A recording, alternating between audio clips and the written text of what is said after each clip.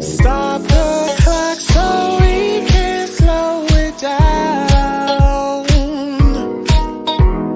It's time we find our way to a higher ground.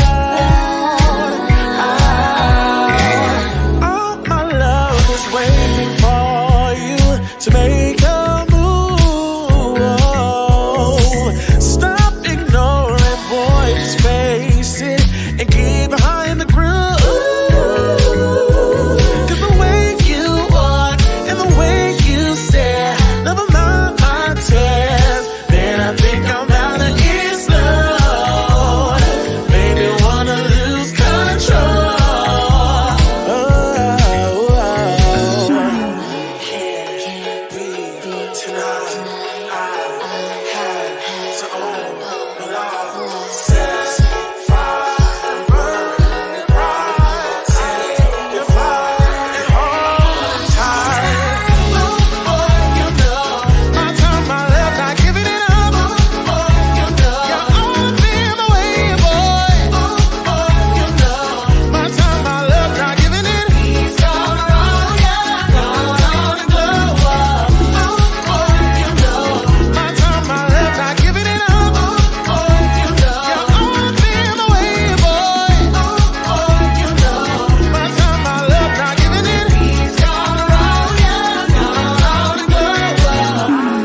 Can't breathe tonight. I have to own the light. Set fire and burn and rise. Take the flight and hold tight. Yeah, into the young dawn, never short of the perfect. Steady dripping sauce, young, keeping the dome wet. But buzzing with the honey, sitting king with a throne, yeah. I leave a body while your nigga ain't home, yeah. He fucked up, so I let a fuck nigga go. You did your big one, I'm still doing bigger though. Played you the ball to score, but you dropped it. Wasn't in his plan, so of course my guy blocked It's it. the way you walk and the way you stare, never mind my tears. Man, I think I'm about to get slow. Maybe wanna lose control. Oh, boy, you know my time, my left, not giving it up. Oh, you know you're all in the way, boy. Oh, you know my time, my left, not giving it. He's gone wrong, yeah, gone on and glow up. Oh, you know my time, my left, not giving it up. Oh, you know you're all in the way, boy. Oh, you know my time, my left, not giving it. He's gone wrong, yeah, gone on and glow up. I can't concentrate. 2, 1,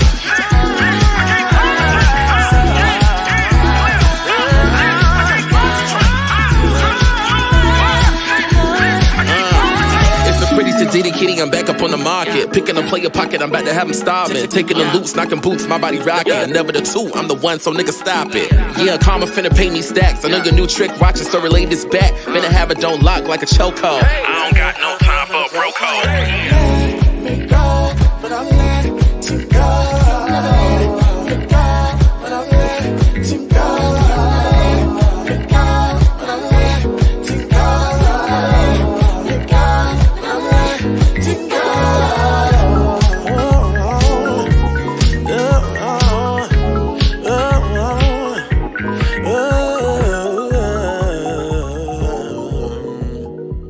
Yeah, and that's on Lil Mo.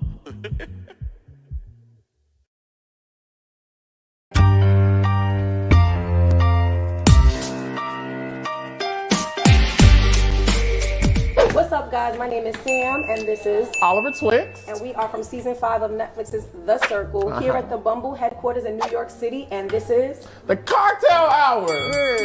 so boom. We're gonna take the picture. All right. First thing we're gonna do is take the Bumble OG, so we have to put 4. Puntos. Wow. Oh no, I tripped. I fell. Oh! Next, we're gonna take the Bumble XO, 4 and 4. 4. Oh my God. Here we go. What if I gotta sneeze? Like, ha! Okay, just a little one. Achoo. Sous chef, 1 cup of orange juice. On it. Sous chef, Yeah. 1 cup of passion. Well, no, that's a half a cup of passion juice. On it. We're gonna add a 1/4 cup of lime juice. On it. Wow. Now mix it. Throw it in a circle. Ow. Throw it in a circle. Ow. Okay. Okay. I love the color. It's So like a now- sunset. We have to top it with the grenadine.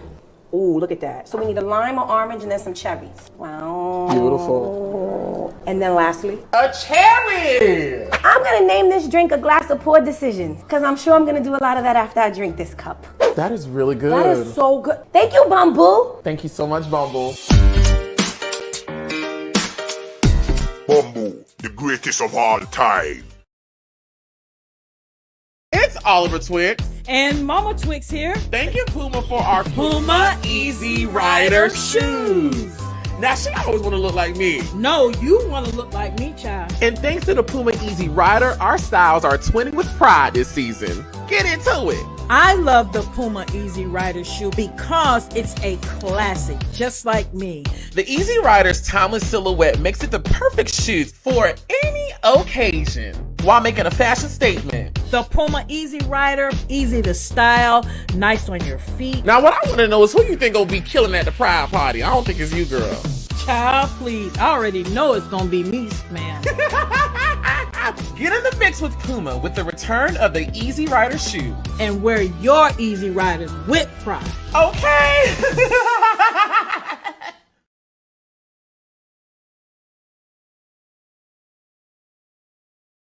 Kanisha, leave your boxing gloves at the house, okay? Need a daily fix? Get in the mix with Twixt, a live digital digest of queer commentary on reality TV and social media. I do have to play devil's advocate just a little bit. I think Nene is above Tiffany Pollard. Really? Let me tell you something, bitch, if you hit me, I'm gonna hit you so hard, you got to go get your man. Live every Monday night, only on the Oliver Twixt YouTube channel. Watch and listen as myself and my bestest squirrel and girlfriends get into our favorite guilty pleasures. I know in working with children, we were always taught like children learn behavior through two things, for what's taught and what's allowed. As for me in my house, we would serve the Lord. You see what I'm saying? What is like the main key advice that you would give? Get a lawyer. And you just never know who was gonna stop by in the mix. You know what, Sam? We're gonna go to you first. Let me say something right now. Just watching the show, my butthole was in a knot. Okay, so I'm gonna give you a lot, so buckle the up because I have so many opinions on this. Don't miss a good laugh and some exclusive tea. I have another phone call that I actually have recorded. I think she's still in the back, Dr. G. I'm waiting on her to get back on too. Get in the mix with Twixt every Monday night, only on the Oliver Twixt YouTube channel. See you there.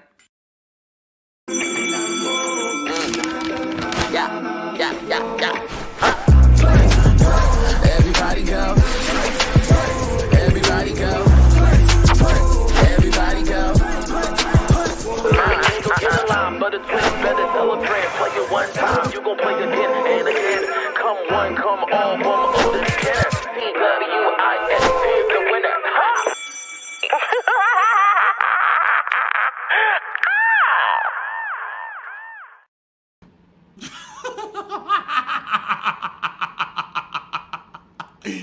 What's going on, y'all? It's the hair nerd in charge here, Oliver Twixt, your nerd boy cutie, always reporting for duty to do the Lord's work once again.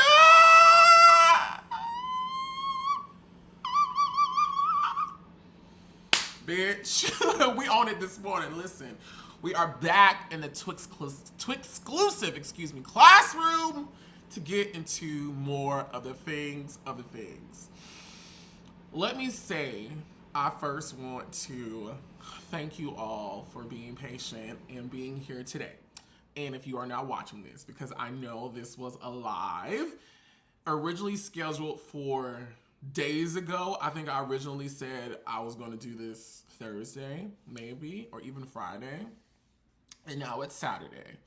But we're doing it, okay? And I am apologetic. It was definitely not intended or intentional. This week has just been pretty cool. It's been pretty cool.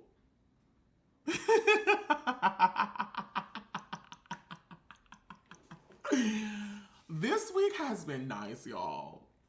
And I wish I could go into full detail right now. But I can't. What I will say,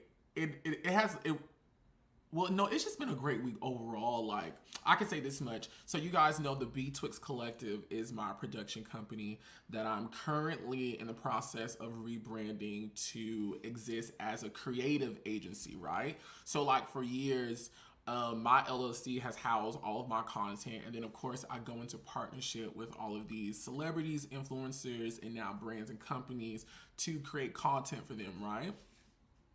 Which a lot of that stuff by law, I didn't know.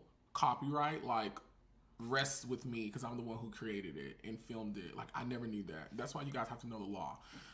Whoever filmed it and edited is the one who's in ownership of that, and that's a law. So I can stand full 100% on that. But with me just now, just realizing what I've been able to grow and what people still come to me for, I've been quietly amongst the Atlanta streets and just people who reach out to me, like just rebranding my company and my business. I have a team of creators and creatives that makes me happy. I have like contractor vendors that also are able to assist me with things that are not necessarily in my wheelhouse or in my capabilities at that time. And so this week we picked up 4 jobs, like 4 jobs, I think. Of course, you know, Funky Dineva will always be ours, right? And so of course we've been doing like all of his flyers and branding and YouTube stuff and upgrades and all that other stuff for the most part has been by the hands of the B Twixt Collective, and we will be assisting him, empowering his Down to the Bar in Atlanta this Sunday tomorrow. So I will be there on the grounds making sure, and I guess I can say it, my staff is okay, and make sure that all the content is being filmed and executed. And see, the issue was I just had to get off the pole. You know what I mean? I had to drop the camera. I had to be the one to be like, all right, I just, you know, y'all know in P Valley, what's the baby name? Mercedes. She was good on the pole, damn good on the pole. One of the best coochies that's ever been on the pole, according to P Valley. But she's even better as this. You know what I'm saying? And so it's just like, I just had to get off the pole and put another bitch on the pole because I know how the pole should really go. And then I could put 2 more holes on the pole and then put another hole on the door, put another hole on the bar, put another hole on the parking lot, put another hole. I really realized last week, I need to read these comments. I'm sorry, what are you guys talking about? I'm not sure. Yeah. I'm going to try to read the comments today. I really am. Because y'all be going crazy in the comments. I'm not a comment watcher. Please know this. Anytime Oliver is live, I am not looking at the comments.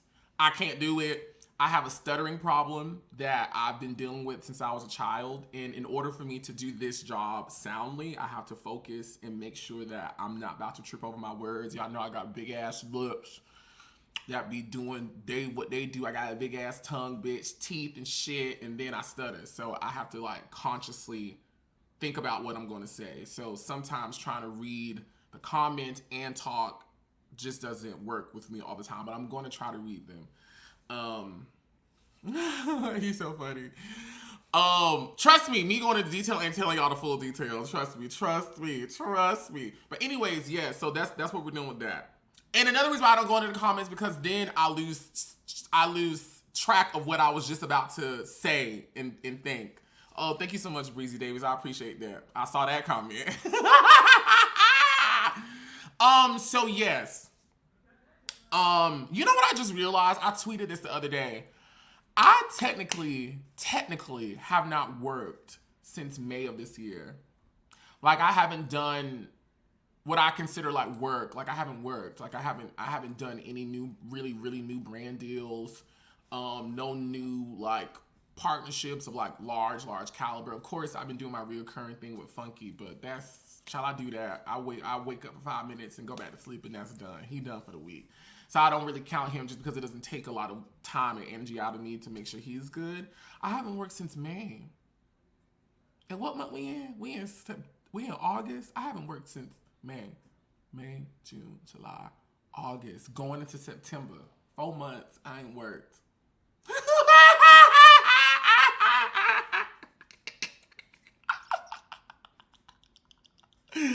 Yo, the girls in Atlanta, they be like, recently I realized, they were like, Oliver, we've seen you outside more often, you know, because if you follow me on social media, I'm still traveling, I'm still eating, we still shopping, you know, we still, you know, doing our black boy thing. But I realized, bitch, that's because I have not been working as hard as I usually have worked. I've just been chilling for like, I literally took a vacation for like, how many months? I just counted 3 months going on 4. When I send this invoice off for this week, this is like, I feel like to me, officially me going back to work. Like I'm officially back to work now. It's been lovely. I'm excited to work though. Anyways, this week has been really good, y'all. It's just been a really great week. It's been a really great week. It's been a really great week. Like this week has been sick, dude. I just thank the Lord. I really do.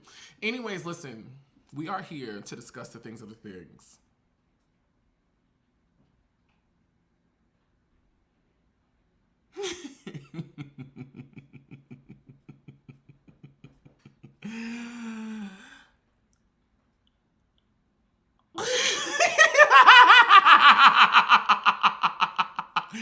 Yo, let me tell you something. I have this feature on Google. Everybody, if you are an influencer, if you're a personality, if you have a brand, this is a really helpful tool. I believe T.S. Madison is the one who put me up onto this. There is a tool on Google called Google Alerts that if you key in a certain phrase, in my case, I have Oliver Twixt, and then I have my birth name, Eddie Oliver Jr., Eddie Oliver, and then like some other things. I think it's only those 2. I may have another one, and I think it may be the B Twixt Collective. I'm not sure what that third one is, but I do know for sure the main one is Oliver Twixt.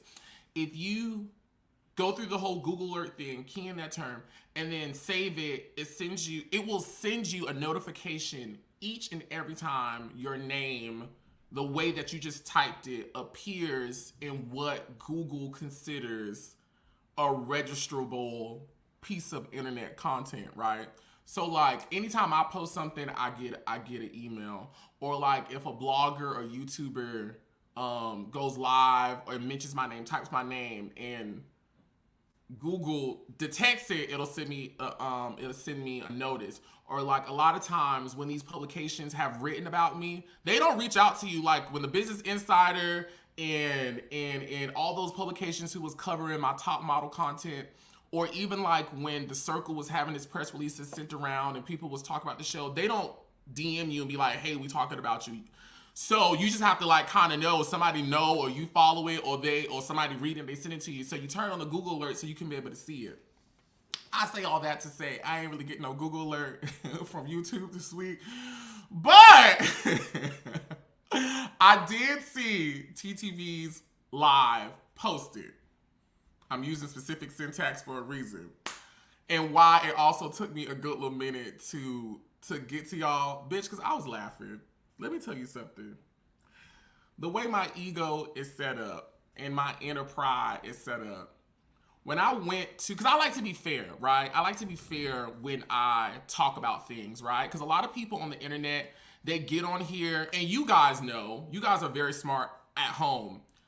You guys watch everything from beginning to end. I'm an avid YouTube watcher. You won't catch my TVs on. My TVs only come on when people come over here and I be having to entertain them. I'm usually watching YouTube for the most part, where y'all always hear me say I'm watching my Charm podcast.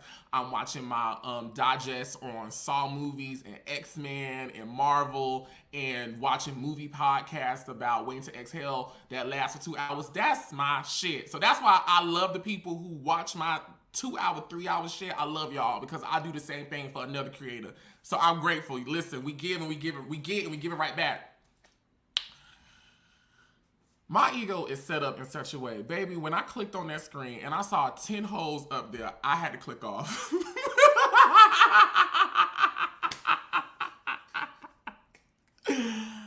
I had to click off.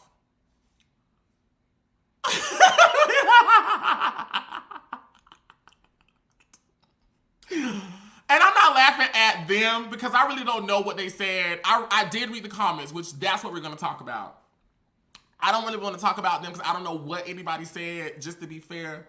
And when I don't watch something in totality as an interviewer who wants credibility in this field, I don't comment on it, right? So like if I know I haven't watched a full episode of Joslin's Cabaret, or if I haven't watched a full episode of Top Model, or I haven't watched a full episode of Married to Medicine, or I don't remember exactly to where I can concretely say this is what this is, I don't say anything. Because for the people out there watching, thanks to 200 people watching me live right now, I appreciate you guys so much. As we celebrate our 10 years of being on YouTube officially, and 4 years also of my serious YouTube career, I know that people will deduct points from you as a personality, as an interviewer, as a commentator, when they know you're commenting from a place of not knowing the full scope. So I won't comment on anything that anyone's saying because I didn't watch it. But baby, when I saw 10 people paneled up, and Rico Castidon texted me at 1:30, baby, I was tucked away, okay? When Rico Castidon texted me at 1:30, and the live was about 5 hours long. So y'all just have to understand how my ego and confidence is set up. When I woke up out of my nap of slumber that night, to then ingest what had been curated surrounding me, baby, 10 people at 2, 3 o'clock, 4 o'clock in the morning, baby, that sent me. It sent me. It just sent me. And in no way, shape, or form, I just saw a comment. Am I saying the whole thing was about me? I know the crux of it was concerning the content and discussions about what we're discussing, what we've been discussing. But 10 people being up at 2, 3 o'clock, 4 o'clock a.m., it ain't nothing wrong with it, but just 10 talking on topics of me, it just sent me. And it still sends me. And I was very appreciative of it. You know what I mean? You know, because I'm just telling you how my mind is set up. This is how my mind set up. Bitch, I'm still on vacation. You know, I'm chilling. You know, listen, I'm on the bench right now. I'm getting up. I'm tying up my laces right now as we speak, figuratively. I done gave y'all about 3-4 months to do, and I just been chilling. This little live I did 2 months ago. Almost damn near 3 at this point. Cookie been about dead for 3 months. Quez coming up on 2. Then, you know, when the nerd speaks, it feeds the streets. You know what I'm saying? I wish I could have screenshotted and show y'all. Too many thoughts going on in my head. I got to tell y'all about how my mind is set up. I've been chilling. And it's 10 people at 5 a.m. I was really grateful. Like, I'm not even trying to shade it. I was grateful for it. I thought it was amazing that I really did. Like, I thought it was amazing. I was grateful. Now, I wouldn't be paneled up, at least I don't think so, at 5 a.m. for 5 hours on a platform that's not mine. Because I done did 8. I did 8 with Q, but it was monetized on mine. So me sitting there, you know what I'm saying? I just can't do it. But I'm thankful for the people who still contribute to the discussion of Oliver Twixt. No, I really do thank you for it. Because honestly, and I'm just telling y'all some real tea to the people out there. I'm telling y'all some true tea. When I be going into these boardrooms and these people be calling me, these networks, and I be talking to these producers and talking to like the brands that I be like in collaboration with and stuff like that. And this is from over the years, right? Nobody really cares about being liked. They don't care, right? They don't really care about that. They don't care that if people like you. They care, but they don't really care about that. They don't care. What they care about is people talk. What they care about is if your presence is what you've heard me say, but what the word they use is polarizing, right? Polarity means there's going to be a good amount of people who like them. There's going to be a good amount of people who don't like them. There's going to be a bunch of people who are in between, but it's going to cause them to engage, comment, and invest time, energy, thoughts, and conversations. I appreciate it. You know what I'm saying? Because I do suffer from imposter syndrome from time to time where how people view me isn't how I view myself. I view myself as what y'all see me doing is just a continuation of what I've done all my life. I've always performed. I've always gotten up. I've always spoken. I've always competed. I've always giving my family a reason to get dressed up and put on they Sunday best and come out and, you know, and support their Oliver, Eddie. So this is really just all I've always done. But I'm trying to now, in some sort of way, because it doesn't feel like a humble thing. It doesn't feel humble to me by trying to view myself how others express how they view me. It feels like I'm bragging. It feels like I'm boasting when I accept, and I won't say accept what they're saying, because I accept it and I appreciate it.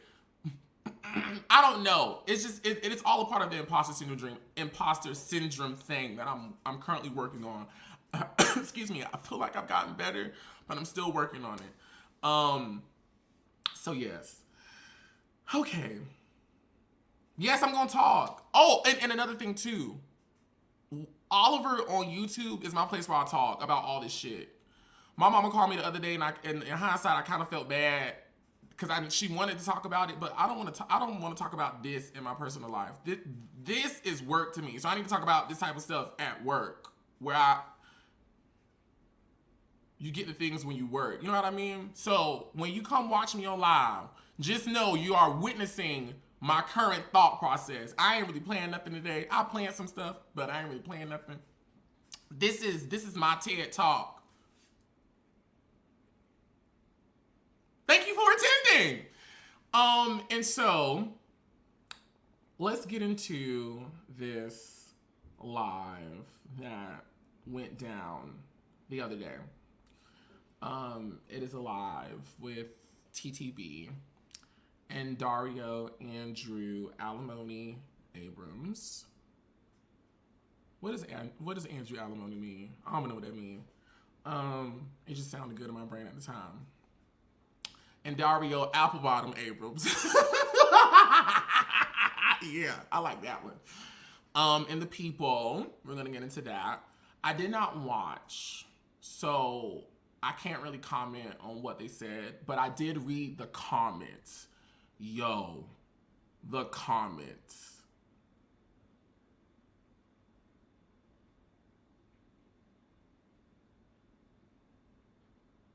We're gonna get into the comments.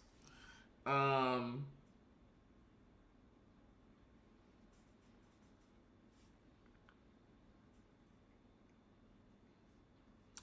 gonna get into some of y'all's comments right now. Sometimes I be the Gemini in me, because I'm Aquarius, Gemini, which now it makes sense.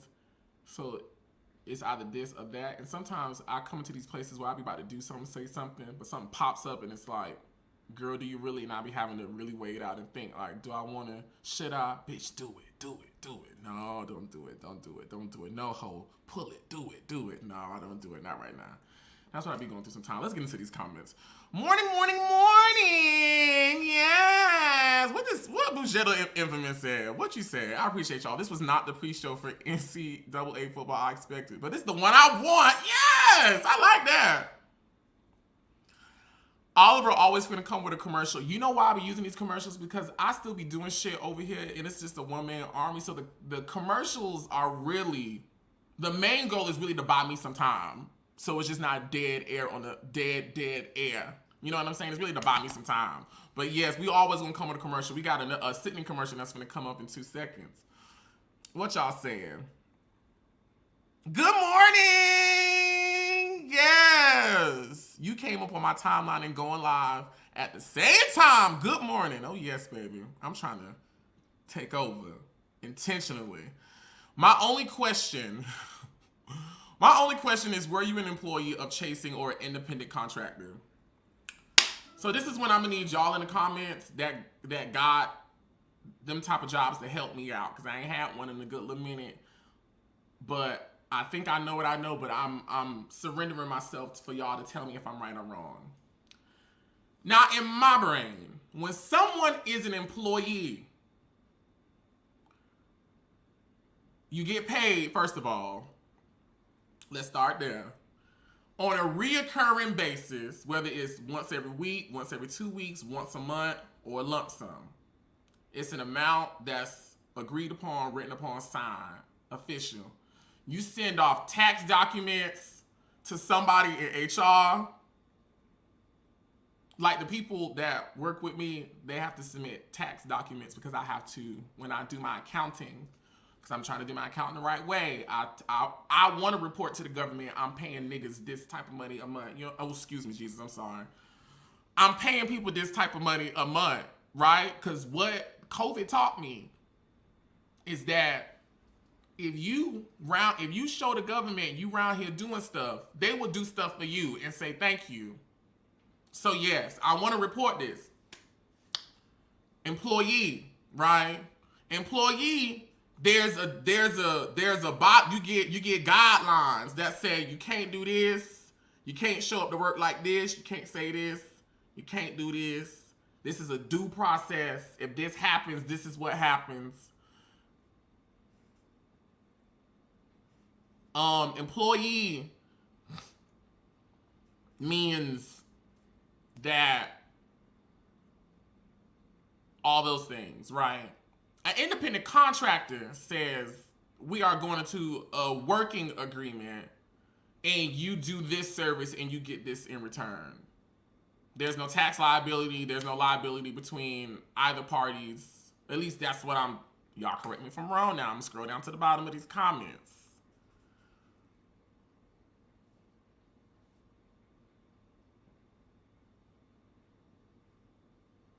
Bobby say independent contractor. D-Love says employees get paid.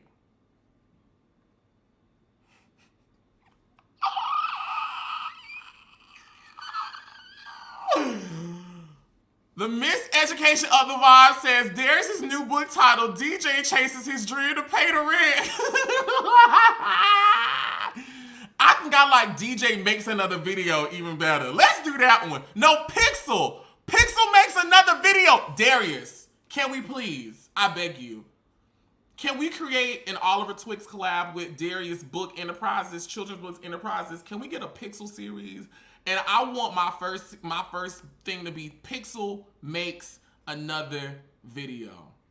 Thank God all I have to do to pay my rent, bills, is simply to make another video.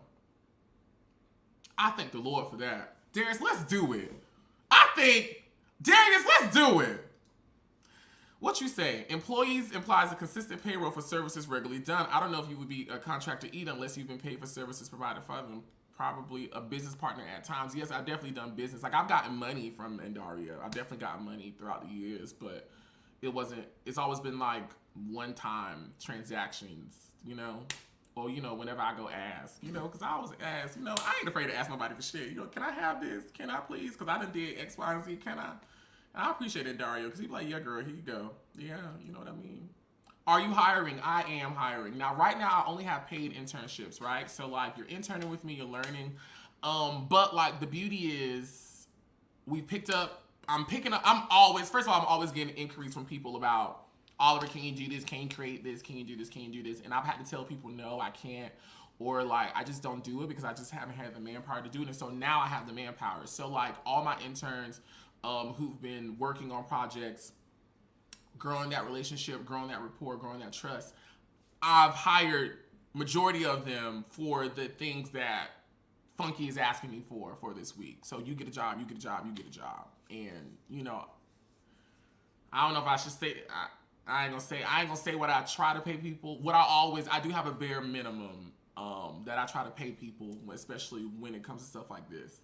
And it's more than $20 an hour, just because I just want people to do a good job. I want people to feel happy. And it may be a little bit of me, like a little trauma from when I first started out, which I'm grateful for it. But like, I did a lot of shit for free, just to build my resume to get to where I am now, which I'm still grateful for. I'm grateful for it. I'm grateful for it all. But now that I'm in a place to where I can provide opportunities for other creators, I really try my very best to make sure everybody get paid. Everybody that was a producer, executive producer, or in the mix with Twixt was going to get paid. Everybody that came on the trip, they was going to get paid if they did what they needed to do. And it's just very important to me that especially queer and people of color that create get paid, because people be trying to play on our time, and I just don't be here for all that. So yes. I'm always trying to take on new babies because we have. There's a lot of things that I need done. Now I've grown a little bit more strict on my entry checklist, and just experience has taught me that. But yes, DM me. And I can see if you will be a good fit, and it works both remotely and Atlanta. I am looking for at least one more creator in Atlanta. I really want someone who's in college. Like, I really want like a young Oliver who's a freshman, where I know if you do this, bitch, I could be putting an extra 500, maybe shit, 1,000, depending on how much you show up to work and want to create. What I can say is anything that you work on with me, you getting paid regardless, because I'm gonna pay you regardless. But I really want like a person in college that I can really teach. Like,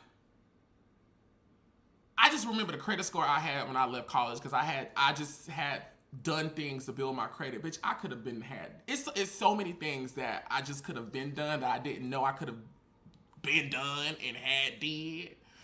And I really want to give that opportunity to a young college student here in Atlanta, to not only provide them some extra money, but give them the education and the insight and the knowledge that I've now acquired that I wish I knew back then. I wish somebody would have told me back then. So yes, y'all help me out.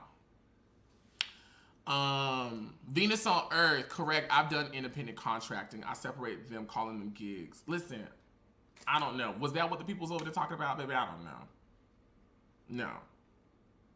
No. Oh yeah, it's way higher than the federal rate. Way higher. Probably, what's the federal rate? It's definitely over 3 times than that. Definitely. Most definitely.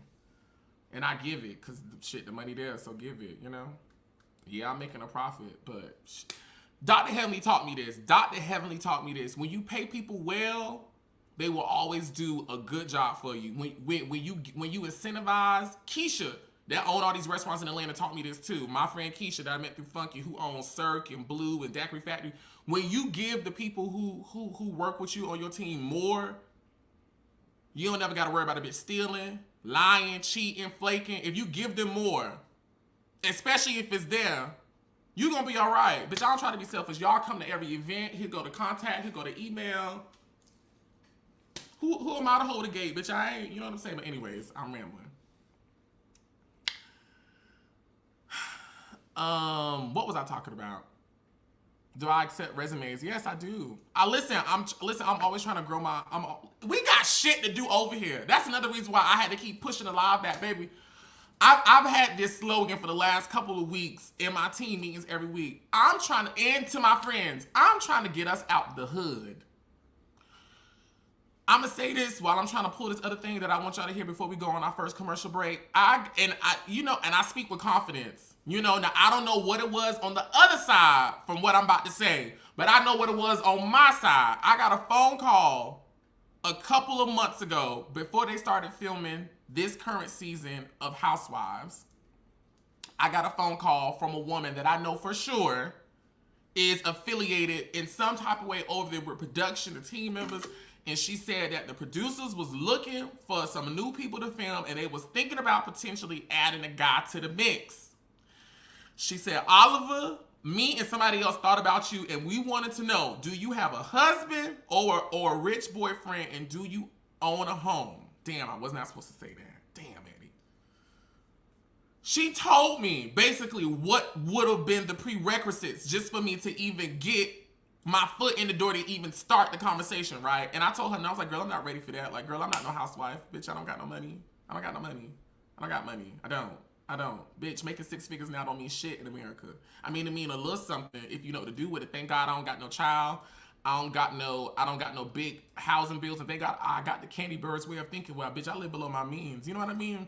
People be trying to read my little honeycut hideaway, and we all leaving the honeycut hideaway. We gonna keep it, but I just ain't gonna be in it. Catch. Bitch, do you know how inflated rent is right now in Atlanta on what people are charging because they can get away with it? For these same things that I'm living in? Why the fuck would I move out of my place that's legally protected by the law that says y'all can only go up on this rent but so much every year, and move into some shit paying a whole extra $500, $600 when I'm living in a beautiful place still. My place is still beautiful, in a beautiful location downtown, and I'm still paying relatively low rent than everybody else. Why would I want it? See, the girls be trying to impress and get shoes, bags, cars, pay for niggas, weed, hookah, edibles, alcohol, the flaunt and stunt, just to keep working hard. Baby, I don't like working hard. I like working, but I just don't want to work hard no more. So why would I do that? I'm going to sit right here until I can move into the place that's going to have my name on the deed. Why would I move into one bill into a bigger bill? And I'm just making, I almost said the bad, I'm just making a white person richer. One of the beautiful things about hanging around Dr. Helmy as long as I did is I realized just how ignorant, and I don't mean this in a disrespectful, a lot of us are to the easy ways people have been getting rich out here underneath our nose. The easy way. The easy way. And I'm trying to go get it. Listen, let me bounce this out right quick. Let's share this just right quick. I'm sorry. Damn, it's hot in here.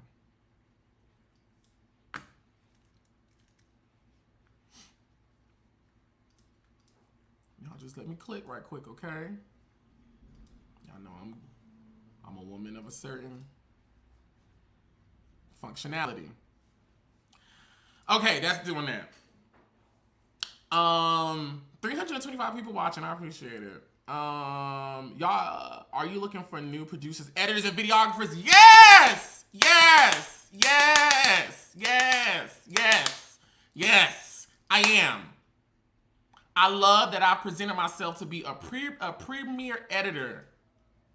I enjoy it, thank the Lord. But people be wanting me to edit so much, and I want to take it on, but I just can't. But if I can have people that can edit according to what I'm telling them to do, and then I come in and add in my sprinkle and twinkle, the Oliver Twixt did, that'd be great. Yes, yes. I'm always looking for editors and videographers. Yes, I'm always.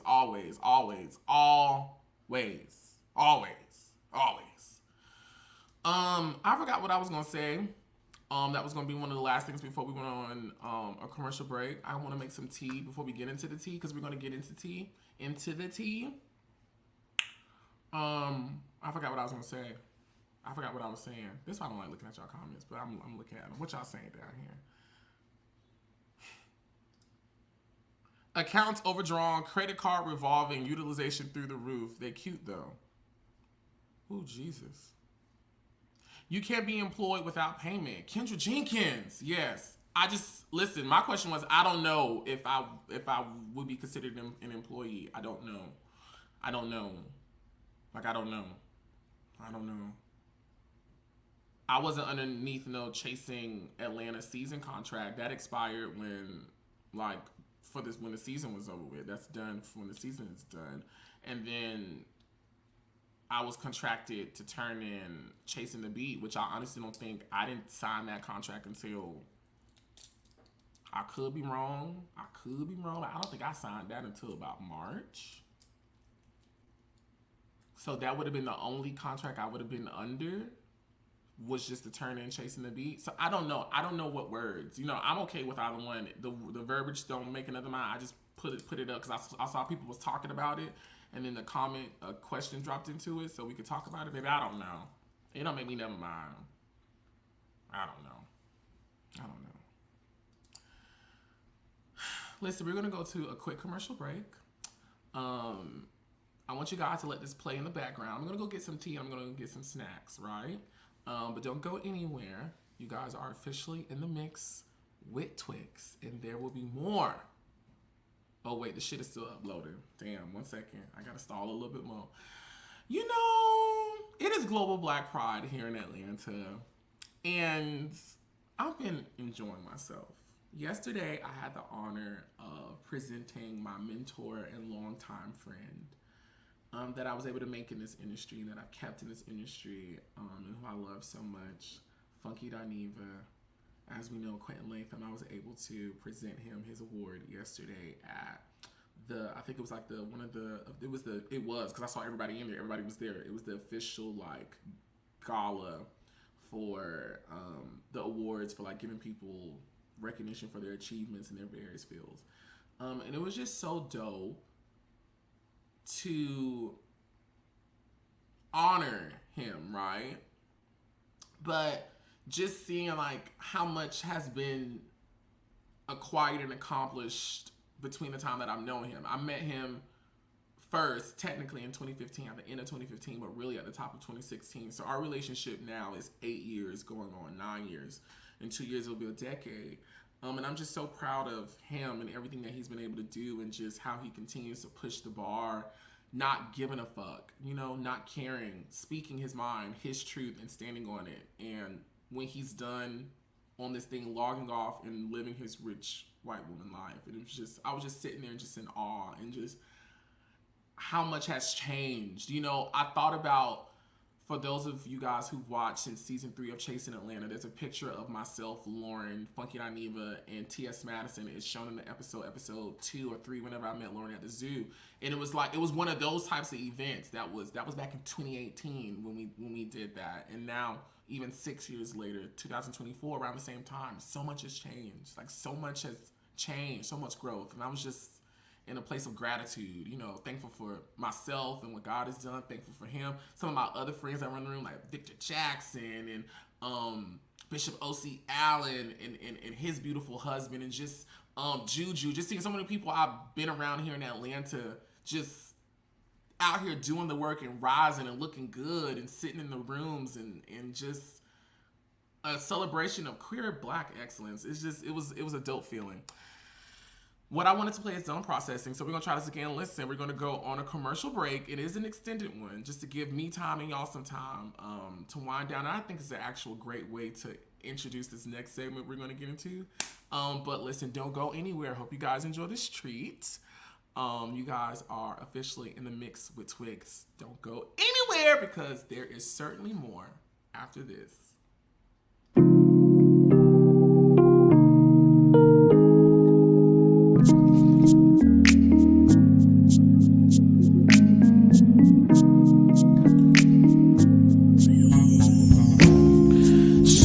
You're more than life to me. You are the joy and air I breathe. No other love shall there be that makes my spirit sing. Hold me close, don't let me go. Hold me close, you're the only friend I'll ever know. That is why I love you so, more than life to me, more than life to me. Savior, more than life to me. You are the joy and air I breathe. No other love shall there be that makes my spirit sing.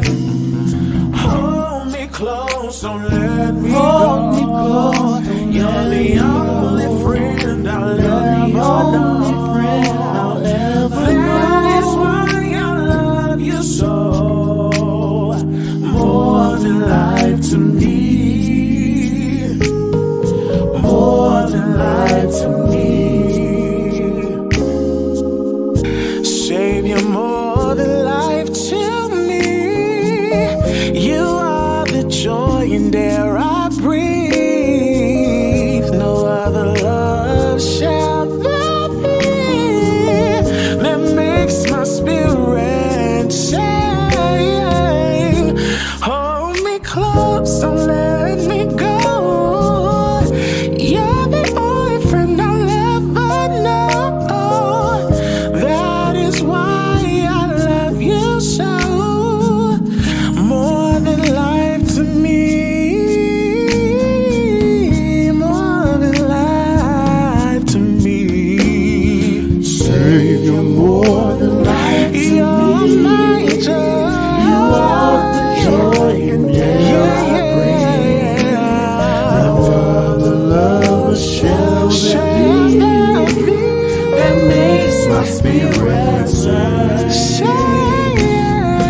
Hold me close, don't let me go. Don't let me go. That is why I love you so. That is why I love you. That is why I love you so.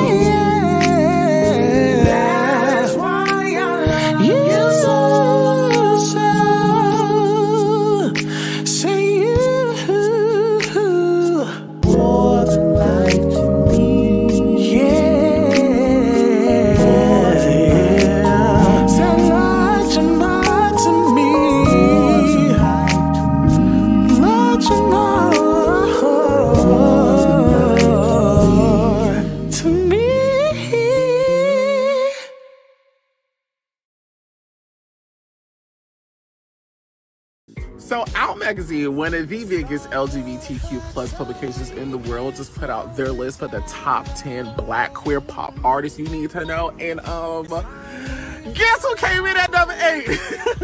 Thank you so freaking much. This made my freaking day. I've always wanted to be in Out Magazine, you know, as a gay creator and entertainer. That's one of the places you want to be. So the fact that I've made the publication, my debut was thanks to my voice and my music. It makes me so happy. Listen, shout out to God for continuing to be in the blessing business. Shout out to Ty Cole for choosing me and writing up that article. Thank you so much to Out Magazine for featuring talent like mine, with faces like mine. We appreciate that. Thank you to the Twixlers all around the world who support this black boy over here, and all that he does is because of y'all streaming, buying, supporting, sharing, liking, commenting, that we get to enjoy things like this. Freaking thank you. And last, am I back? Ooh, I'm back. Yay! Did you guys like that? Listen, a couple of months ago, I went to New Haven, Connecticut, and recorded some live music with Dr. Creative and the Eason Creative Agency. I'm so sorry that I'm chopping it up right now. He's changed it a couple times since I've known him, but his agency that he has, I believe it's the Eason Creative Agency. I believe that's what it is, the Eason Creative Agency. I've tagged it in the past though, but I was able to record things like this, 7 whole days, You Make Me Wanna, and so I'm probably going to put that visual out in a couple days, but I just wanted to give it to you guys first. Love Don't Live Here Anymore, yes, but I didn't record Love Don't Live Here Anymore when I went and did that Twix File session. I did it before then. But yes, Dr. Creative has been, I've collaborated with him extensively last year musically. And what I play right now, that's him singing the bottom note. Even though I did go in and double it, but I can't serve you more than unto me. That's as low as it go. So yes, that's him singing the lower note, and actually Miles Tripp providing some of the 2-part harmony in that track. In addition to me doing some of the vocals for the chorus and, of course, doing the lead line. So, yes, that'll be out in a couple days. I appreciate you guys so much. And shout out to Out Magazine. Shout out to Out Magazine. Okay!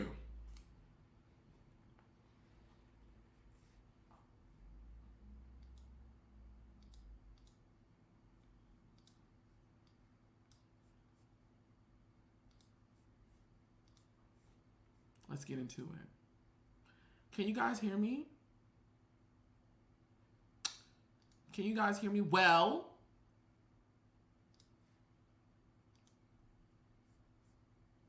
Can you guys hear me?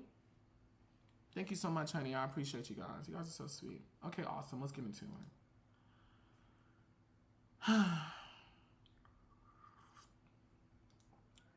You know what I find amazing? I find it amazing. And when I say amazing, I just find it interesting that it was through Dario posting my YouTube cover, me going live about him doing so, and then him going on TTB's platform. It was that finally has given me the reasons why he's felt away all this time, on why he was silent, on why, because I didn't know why. I just find it interesting that as someone who has worked on that brand from 2018 until 2024, so 6 years of showing up as a personality for 4 seasons of their flagship show that, according to them, I carried when I was there. Their words, not mine. That my contributions to the show held it up. Their words, not mine. That I can provide edited content as early as season 2's reunion teaser featuring T.S. Madison as a host. Edit Chasing the Beat, edit behind the scenes things. 6 years of flying on my own dime to Dallas to support Dallas, flying to LA on my own dime and time to support Chasing LA by making appearances, posting, doing green screens, coming up with ideas, flying to Dallas to help cast for this current iteration of Chasing Dallas.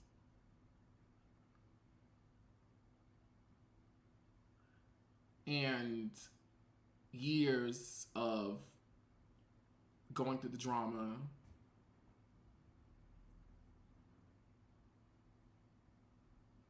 I find it amazing. It's been 6 years of me working and being friends, and that me texting, calling, emailing to discover what is wrong was not answered, but instead throwing shade my way intentionally when Rennis to make another video in your Insta story, and then going to TTB on a panel of 9 people who were not present with you and I during those 6 years of creating and working together, and you tell them the reason why you're upset with me. Now, I can't say that I was shocked, because I'm not. I'm not shocked at any of this. I knew this day was coming.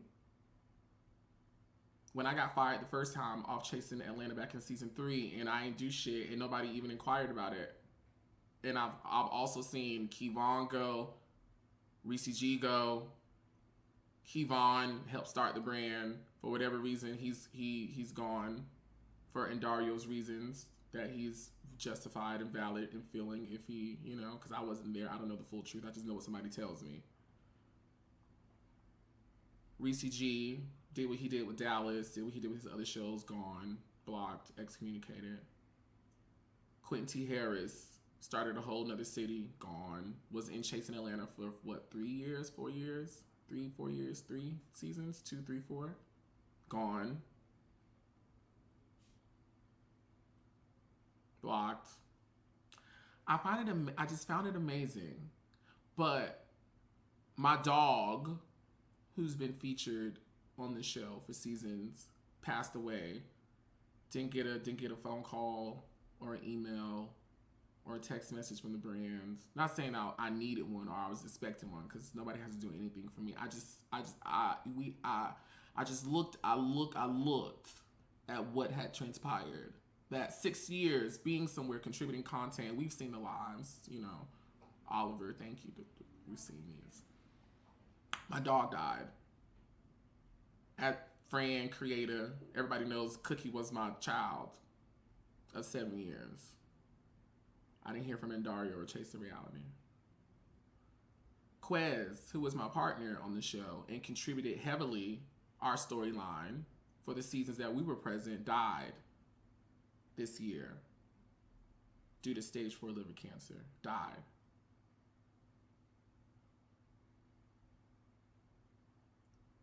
No phone call, post, text message, email.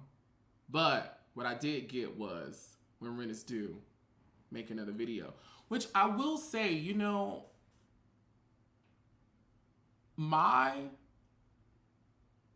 another reason why I enjoy talking about this too, because people would come in and listen to me talk about it, and it helps. It adds to my bottom line for the month. But just talking about these little couple of videos I've done this week that really has been amazing. I've had a lot of fun doing them. Raised my percentage of income that I was already getting. I want to make sure I'm saying this right. 400%. 400%. It went up 400%, and it was at 400% across 4 days. I hope everybody's collecting their ducats and their chicken gizzards. You know what I'm saying? I hope everybody is. As we discuss these things, I just found it amazing. I found it amazing. I found it interesting that the people can type typing. Type! And of 6 years of working together. And I think I saw somewhere, all of this starts from the fight on Chasing Atlanta. That from all of this starting from back then, this is where we are. Again, I'm not shocked, but I just wanted to point out this is where we are. You know what I'm saying? So here we go. She wrote a lot, so bear with me. But here we go. This will be the last time I address this matter. But what you want, believe what you want, believe what you want. But at the end of the day, I'm juggling the roles of producer, camera operator, editor, storyboard creator, customer service, and HR, all to ensure this season gets completed. Yes, he does juggle all of those jobs. Jobs he chose for himself, right? But he does juggle all those jobs to make sure that the show is successful, which is why, to the best of my ability, I've always, in everything I've done, tried to support him by leveraging my other opportunities on other shows. As we've seen, this is documented, by bringing attention to this platform, to the show Chasing Atlanta. I've always tried to, at least for me, tone down what people would consider diva antics, but it's really just, common courtesy and common culture, at least in profession. I don't want to say, because I just feel like that's demeaning. I would say in the elevated areas in terms of infrastructure and operation of reality TV, things that I just know just comes along with the job, I shouldn't be turning in scenes, but if this is how y'all run it, it's okay because I'm here to support. I'm here to support. I totally get it, because he does juggle a lot, which is why I've always just tried to be cool and easy and calm and supportive, and I've tried. I'm telling you, I've tried my best. And here's another thing too. I don't know if I'm gonna get down to, but it popped up in my brain.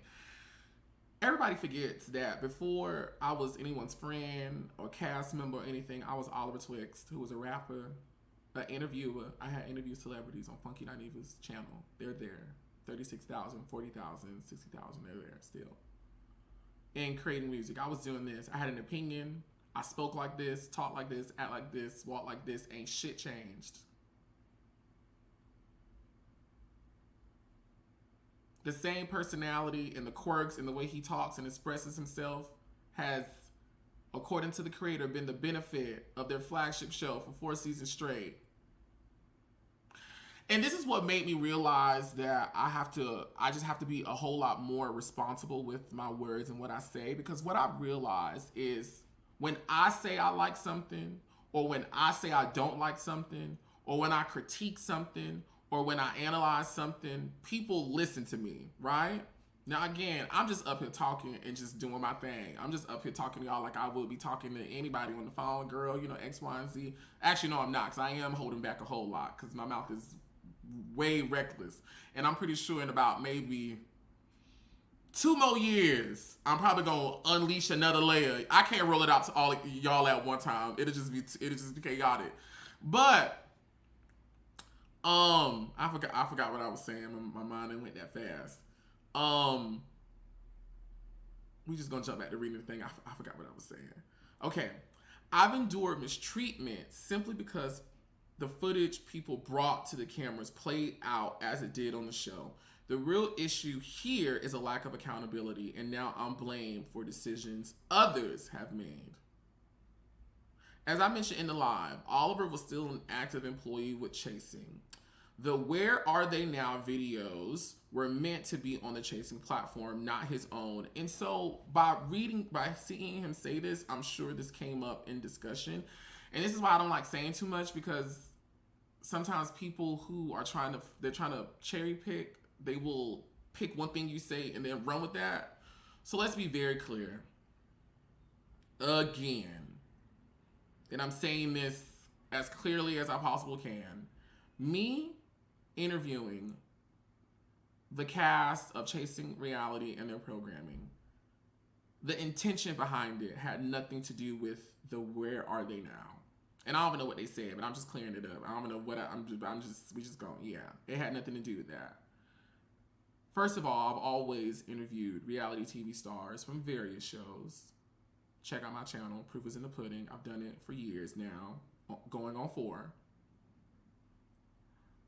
Me interviewing people and adding them to that ongoing train that was already in motion. Me now adding a sector of chasing reality, because I've also talked about T.S. Madison Experience. The 7-episode reviews are on my channel. The last one being with Funky Dineva. I also reviewed The Circle, still on my channel.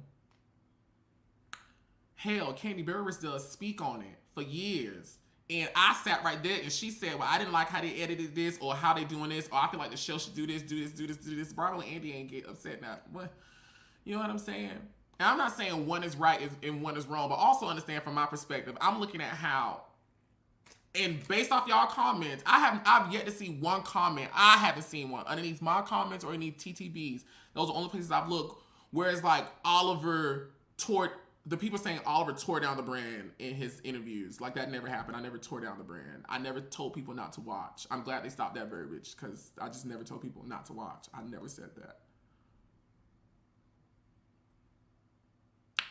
But then I'm looking at Candy at Bravo, and I'm looking at Dr. Heavenly at Bravo. Don't nobody say nothing. And she, you know what I'm saying? I'm not saying one is right, wrong is wrong, but understand my mindset and which one I'm looking at. And I'm like, well, I think this one is a little bit more the way of life than the other one. But anyways, we're going to continue to read. As I mentioned me interviewing the chasing people had nothing to do with the Where Are They Now programming or anything. Me interviewing them, adding them to what I was doing already, was birthed out of me constantly going on Gardini's Bigo Live and that bitch making money off my story. I told that fat hoe, get your ass today over to my YouTube channel. I don't know what we talking about, but I'm going to figure it out by the time you get over there, because this is the last day where you make $1 off me on Bigo and I don't get nothing out your ass. No, bitch, you finna come over here and we finna go live and we finna talk about everything. Let's talk about it. It was not, I want him to come over here and talk about Dario and all this stuff.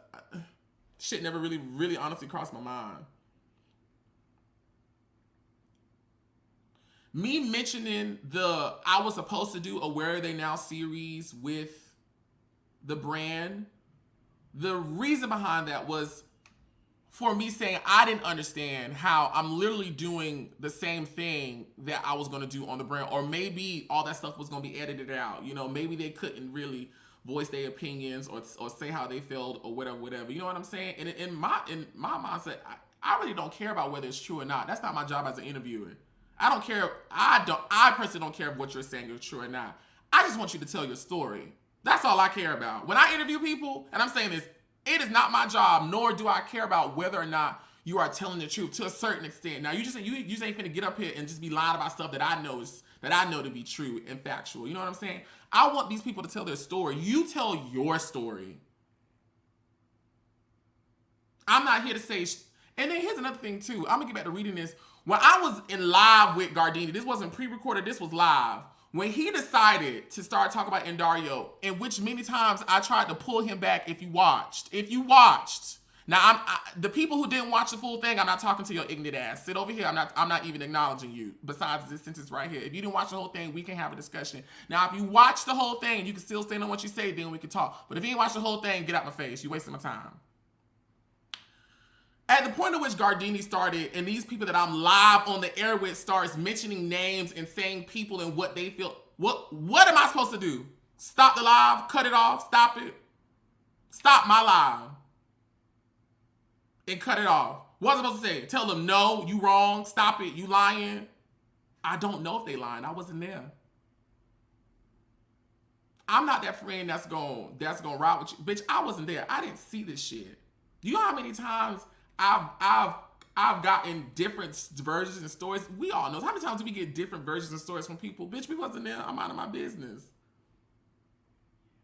Can I mind my business? Damn. Can she not be in the mix? Damn. What am I supposed to do? Say you wrong? Shut up. You lying. Shut up. You wrong. Thank you, Jada. When Gardini brought up Dario's relationship, yes! When Gardini brought up Dario's relationship and started talking about his, I don't know what they are. At the time, he was his ex-fiance. I said, girl, don't do that. Don't do that. The people don't talk about stuff like that. They want to cherry pick and create a narrative. No, keep everything in context. See, the problem, at least in my opinion, people's issues with me is they just don't want to accept what it is. You know what I'm saying? Yes, I'm actually a nice, honest, genuine person that talks shit. You know, that do what I do. You know what I'm saying? Instead of saying I was hurt by the things that this person said that just so happened to be my friend's platform, is Oliver allowed it. Oliver didn't stop them. Stop a grown-ass bitch 10 years older than me from telling their truth. This is their truth. I'm interviewing them. This is their truth. Now, based off things that I know, I'ma challenge them. Like, low-key, I was really challenging Reese G in that interview. Just based off stuff that I knew, or that I won't say that some shit I did know for sure. But other stuff that I just had heard, but I didn't want to reveal it. I was asking certain follow-up questions to see. And girl, one thing, I don't know if Reese G had caught on or what she did, but she did that, bitch. When I tell you mama slipped and slide, oh, bitch, she did that. And y'all didn't even catch it. She did that. I lived. I really did live. Anyways, back to this. While these interviews with Q, Gardini, and Reese G were happening, there was still a show, Chasing the Beat, being released on our platform. I was never told that my interviews were a problem. All I got was the ha ha ha ha, girl, you got them up to talk about me, ha ha ha ha ha. That's all I got. That's literally the only soundbite from Dario before all of this I ever got about how he felt about my interviews. And after I explained it to him the way I explained it to him, I stated in my previous video, it was nothing, you know? Now, maybe she had made a decision. Maybe she did. I didn't know about it. I wasn't informed. Nothing was communicated to me. I didn't know until now.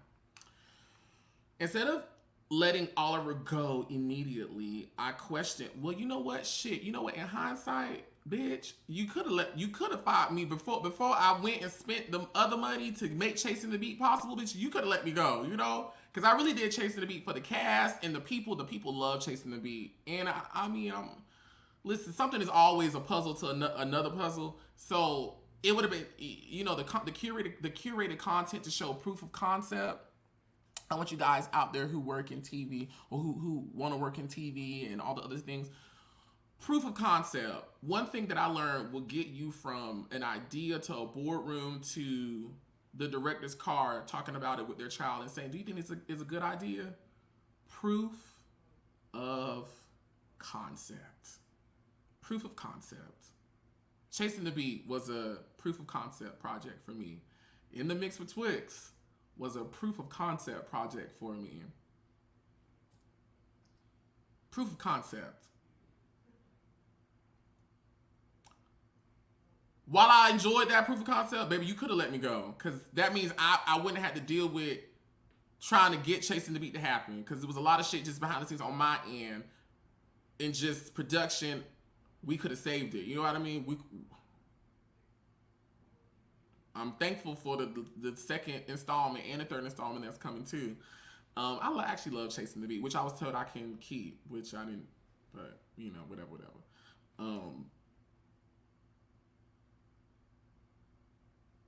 Instead of letting Oliver go immediately, I questioned why he was interviewing people no longer affiliated with us to talk about me. I questioned Oliver why he was interviewing people no longer affiliated with us to talk about me. That's invalid to me. It's invalid because I didn't interview them to talk about you.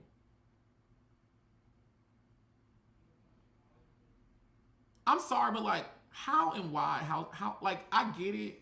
Like, I understand how it can happen, but it's like, baby, I really want you to unassign that this is done to you or because of you. Because I feel something about you or think of you, I'm doing it because of you. No. I interviewed Gardini because I was sick of the bitch making money off of me, so get your ass over here. and I'm finna make content off of us patching our issues. We finna talk freely about every and anything, because it's always been years this, he said this, she said this, da-da-da. No, we all live with people watching us. All hands is on the table. Can't nobody edit, say this. All hands is on the table. Mine too. Everybody hands on the table, because I just want this shit done with. I just want this shit done, wrapped up in a bow, so we can all move on with our lives. You know what I'm saying? Because no tea, no shade. Don't nobody, in my opinion, really be getting down to the issue, speaking the issue and speaking it in truth. So let's talk about it. We got people here. Everybody love an audience. You know, we like the lives and the numbers and the chats. We all here. Let's talk about it. Let's work it out. Which Gardini and I were able to work it out. We were able to talk about everything and dead it and move past it, get some understanding, talk about these things in a space where we're not angry, upset, not listening, where we can actually laugh and have fun and banter and be honest and entertain, but also get some healing out of it. It had nothing to do with Endario. Me and Reese G had nothing to do with Endario. It had everything to do with Reese G say he saw my interview and was like, well, girl, and I can't remember Reese G asked me or if I said, do you want to come on and clear up some things? I don't know if he asked me. I don't know. Whether or not he asked or I asked, I agreed to or I wanted it and it happened. Me and Reese G was, I would consider at the time, Reese G was a close person to me when I first started out on Chasing, and we ended up in a place where we were no longer speaking. We got healing. We were able to talk about things fully, and you just so happened to come up. It had nothing to do with, let me get Reese G on here to talk about Endario. For what? I don't give a fuck. And if I'm being, I ain't really trying to start no shit, but based off the versions that both people have told me and stuff like that, it's shit still missing from the story. You know what I'm saying? Because the version Endario told me got extra shit that Reese G version told me, but the version Reese G told me got extra shit that Endario didn't tell me. So, girl, it does me no benefit. I don't got no benefit other than the people watching and me making money off of it, which to be quite, I will be honest. Reese G's chat was a really nice one, and I appreciate Reese G. And what I was gonna say was, I think the most watched part from that, it was him talking about Endario. It was. So I get it. You know, I get it. It was. The motivation behind the chat was not him, though. That was not. Now that I cannot accept, you know? Like, I just can't. Like, if I had thought about you and was like, oh, this is a great chance for him to talk about Reese, this is a great chance for him to talk about Endario, I would say yes, I did it. But he had already talked about this shit on TTB, I think a couple years ago. Like, girl, don't nobody care about this story. At least that's what I thought. Bitch, it's time for me and you to talk. We gotta talk about our shit. Me and Q definitely was not about Endario. It was about, girl, me and you was friends. We not friends. We friends. We not friends. All this shit about in the mix, the wine bottle, a this, a that, a tea, a tay. We finna lay it out. It had nothing to do with Endario Abrams. Nothing. Like nothing. Zero zilch to do. I did not interview them for them to talk about you.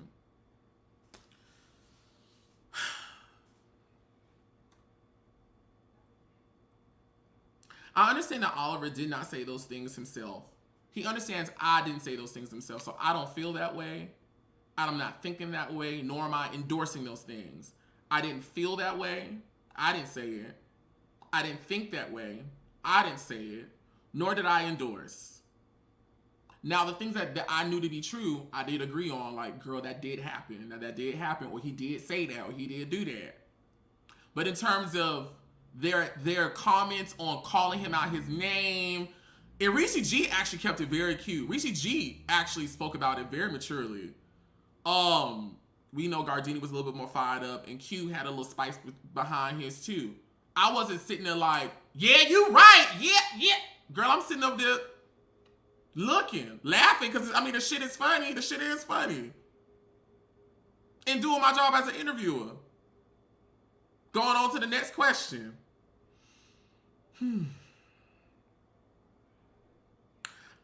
I understand Oliver didn't say those things himself, but as an active employee and friend, why allow others to bash me and the platform? So what was I supposed to do? Somebody tell me.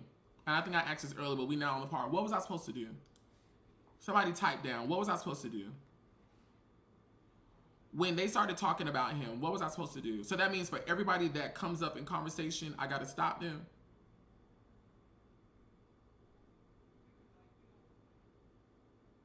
I'm doing a job in the mix with Twix where we get into the reality of it all. I'm doing a job, my job. When they started talking, what was I supposed to do? Say, shut up. What was I supposed to do?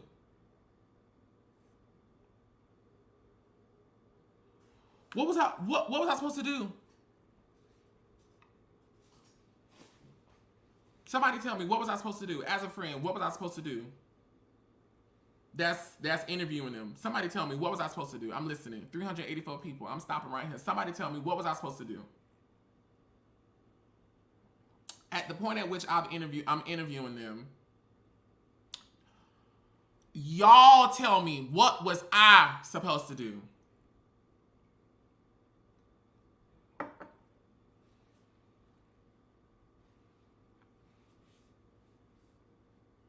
I'm waiting. Dare say hang up the phone. Click! I guess I was supposed to stop my live and say fuck the rest of their story. I don't care. You talking about Dario. Let me stop it right now. Oh my God! Queen China doll say not a goddamn thing. The Virgo be Virgo, and I like that. You did exactly what you're supposed to do, Oliver. Oprah Winfrey Walters, they go. Oprah Winfrey Walters, they can go. I love that. Oprah Winfrey Walters Twixt is crazy. I'm officially adopting that into my lexicon. He wanted you to shut the interview down once his name came up, which is unprofessional. It's that friend title that makes people trip. Not knowing how to separate seeing things from a business perspective versus the friendship. I'm crying. Dare say, put them on three-way like Mean Girls.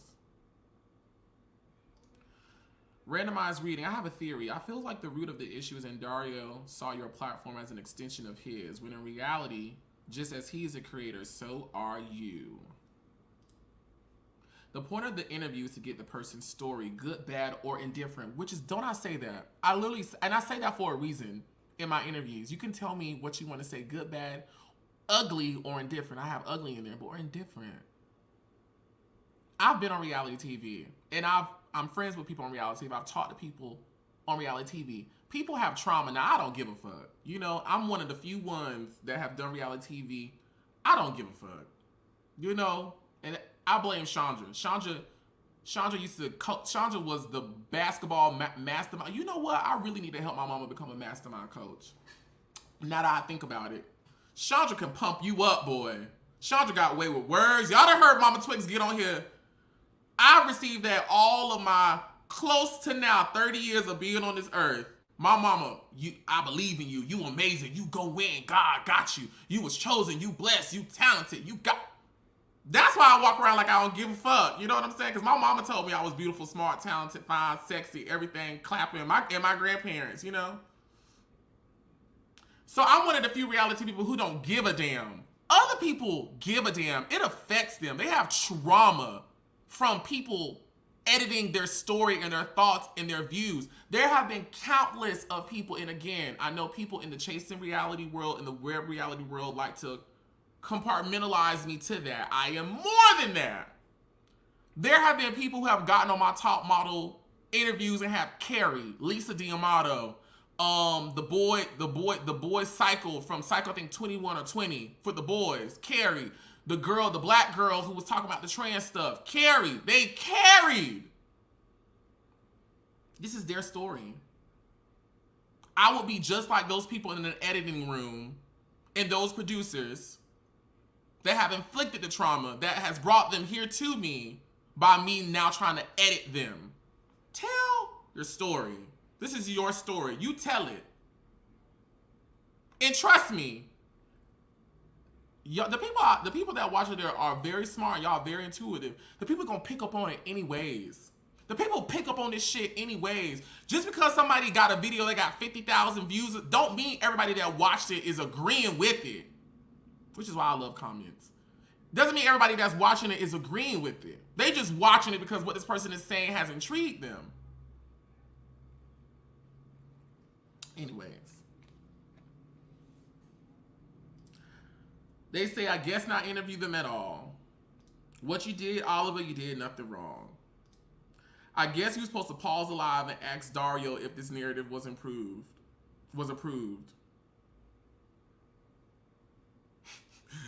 Bookie Bud! There go my Bookie Bud.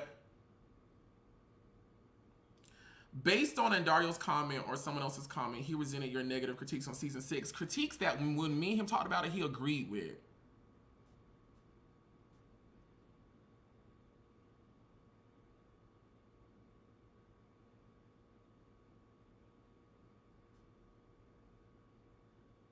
You shouldn't have brought this person back. We should have done this. I think we should have done it.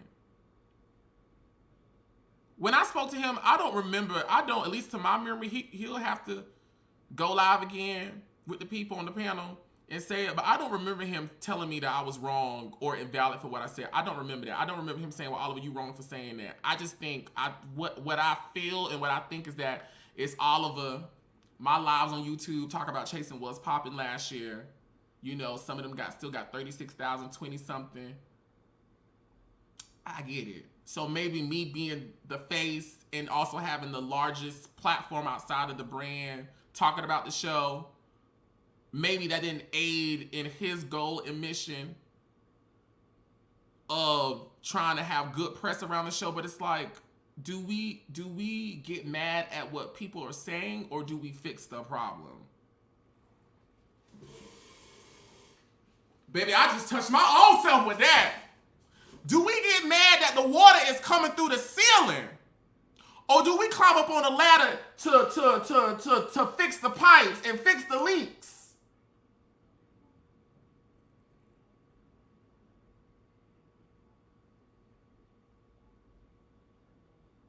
Do we just complain and ignore that the faucet is leaking, or do we go in the bathroom and actually turn the handle to correct it?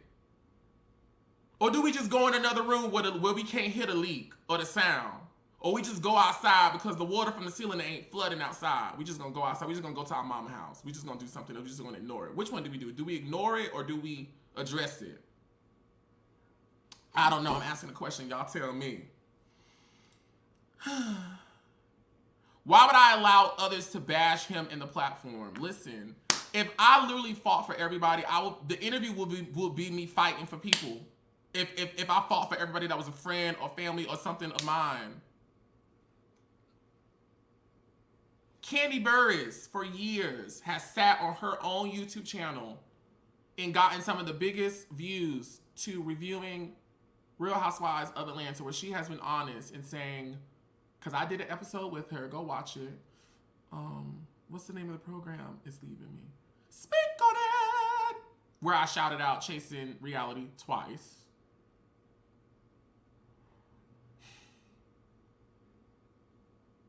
And she's critiqued the show. She's critiqued the producers. She said things she don't like. And she ain't never been fired.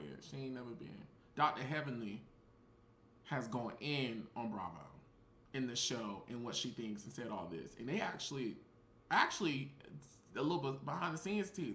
The network actually likes it because it helps keep people engaged in the show. It gives people a place to talk about the show, to write about the show, to be involved and connected to the show, which was my point. I was like, I'm on my YouTube channel getting some of the biggest views going live I've ever gotten about anything on YouTube. This is great for the show. And at the time, bitch, my live is clocking in at 20 by the end of the week. And if Chasing Atlanta's clocking in at 80, 76 by the end of the week,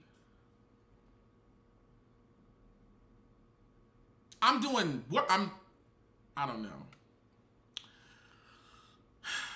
All right, back to this. What was I supposed to do?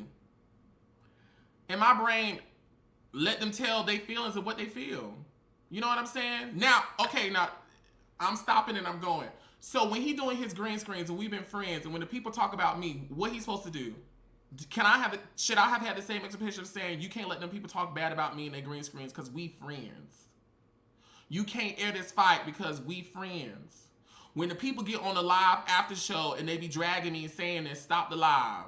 You allowing them to bash me as a friend, as my friend, as my friend, as my friend. You allowing them to bash me.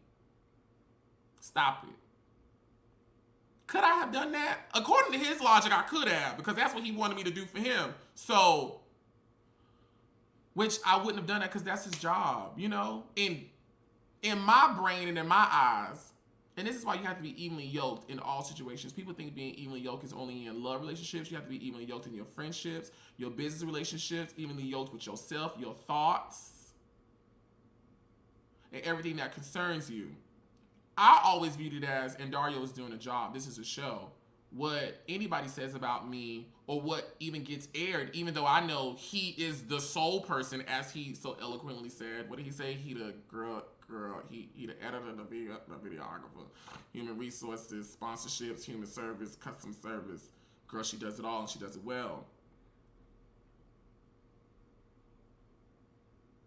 I'm supposed to...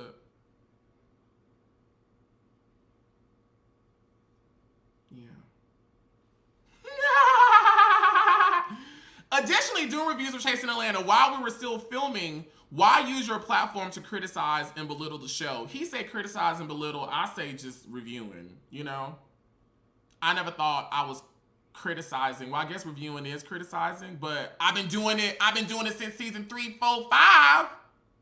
Ain't nobody ever said nothing to me then, and I probably done said some worse shit. I know for sure I've said worse shit, especially season 4. Oh, I was definitely, girl, fuck it. I know younger Oliver has definitely said worse things. I know he has. Because my mouth, I try to clean it up as I've gotten older. I've been criticizing the platform for 3 seasons straight now 4, if you add in 6. Ain't nobody ever said stop me. Ain't nobody ever said nothing. Nobody. Belittle. I didn't think I was belittling the show. But I also feel like a lot of people on Chasing, well, yes, I feel like people on Chasing, when they say Oliver's Beyonce, he's the star of the show, I feel like anytime I'm doing something or saying something, because they view me in this superior role, which is why I've always tried extra hard to kind of desensitize that by doing projects that involves everybody.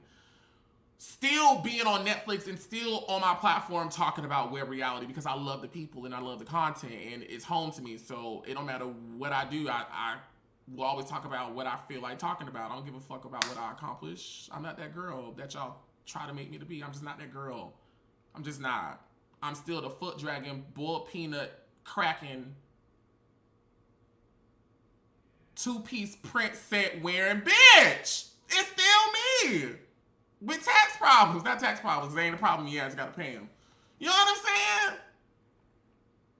I didn't feel like I was belittling the show, but my perspective is, from that sector of people, it's just anytime they don't like something I'm doing, it comes off as I'm belittling them. And I just feel like it's because they view me in some sort of superior role. You've outgrown the show. You've outgrown the brand. You're bigger than the brand. So when I'm saying things, because I speak with authority and people add weight to what I say, it comes off as belittling. I'm not belittling. I'm just really conversing and talking, you know?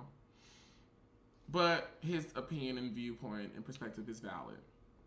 You're free to say what you want, but when it comes nasty and disrespectful, it feels calculated. I don't ever feel like I was nasty and disrespectful. I don't feel like I was. I believe this all stems from the situation between Oliver and King Kane. I had to decide whether to air the fight or not. So let's stop right here. During this talk where Dario and I spoke about me in season 6, and he expressed some other things. He felt the way I didn't introduce him to Candy the day of when we filmed that, but I'll get into that. I told him out of my own mouth on that phone, maybe we was on FaceTime, I don't know, but maybe we was on the phone. I said, Dario, you did nothing wrong. I am, nor have I ever been, nor am I now upset with you about what happened with the King Kane situation. I am not upset with you regarding airing this fight. I did ask for the fight not to be aired. I did ask. But when he told me no, I respected it. I respected it. I didn't throw a hissy fit. I just said, okay, cool. This is his shit. At the end of the day, this nigga shit. He do whatever the fuck he want to do with it. This is his job. He still got a show. He got a show. Before me and him was friends, he got a show that he got to run and pay his bills and pay his rent. Or he may have a mortgage now. I don't know. Pay his bills. I literally said out of my mouth, I'm not upset with you. I've never been upset with you. You did nothing wrong. You're doing your job. I never felt no way about Indario, about that situation. He did nothing wrong. How could I blame him for anything? I really try my very best not to redirect my anger to people who are not responsible, which I feel like has plagued chasing reality and web reality. People misdirect their emotions in their anger. They place blame on people that person is not responsible. I'm not responsible for the things that Q, Gardini, and Reese G said about you. I'm not. They are. Those are their thoughts, their opinions. How can I blame on something? It wasn't him touching my butt. It wasn't him that I kept saying, don't do this. It wasn't him saying those things to me while his partner at the time was standing there. It wasn't Indario, so how could I be upset? It happened while we were filming. In our contracts, it says they can film. They can, if we're still present on ground, they can film us. It says there. So how can I get I signed it. How can I be mad? I can't be mad. I was never upset with him. Never upset with him. Never. And I told him this. I'm not upset with you, and I'm sorry if you feel that way or if you feel like I made you to feel that way. I told him this then, but you did nothing wrong. You did nothing wrong. I don't know how many times I have to keep saying that. You did nothing wrong. I never felt a way towards you. Another thing I'm also realizing too is I feel like because my brand, or at least the expectation people have of me, is that I'm bubbly and energetic and happy and friendly and very summer camp and, you know, all of that, that when I'm not doing that with you anymore, there's a problem. I can understand how someone thinks like that, and that's something I'm trying to work on just to make my communication just a little bit more clear. But it's just because I'm removing that type of energy from me doesn't mean we have a problem. It just means the relationship that we have now, the energy felt between us, doesn't bring that out of me, but it doesn't mean we have a problem. People forget, and I feel like he's forgetting. I said I have been SA'd through my child and young adult life.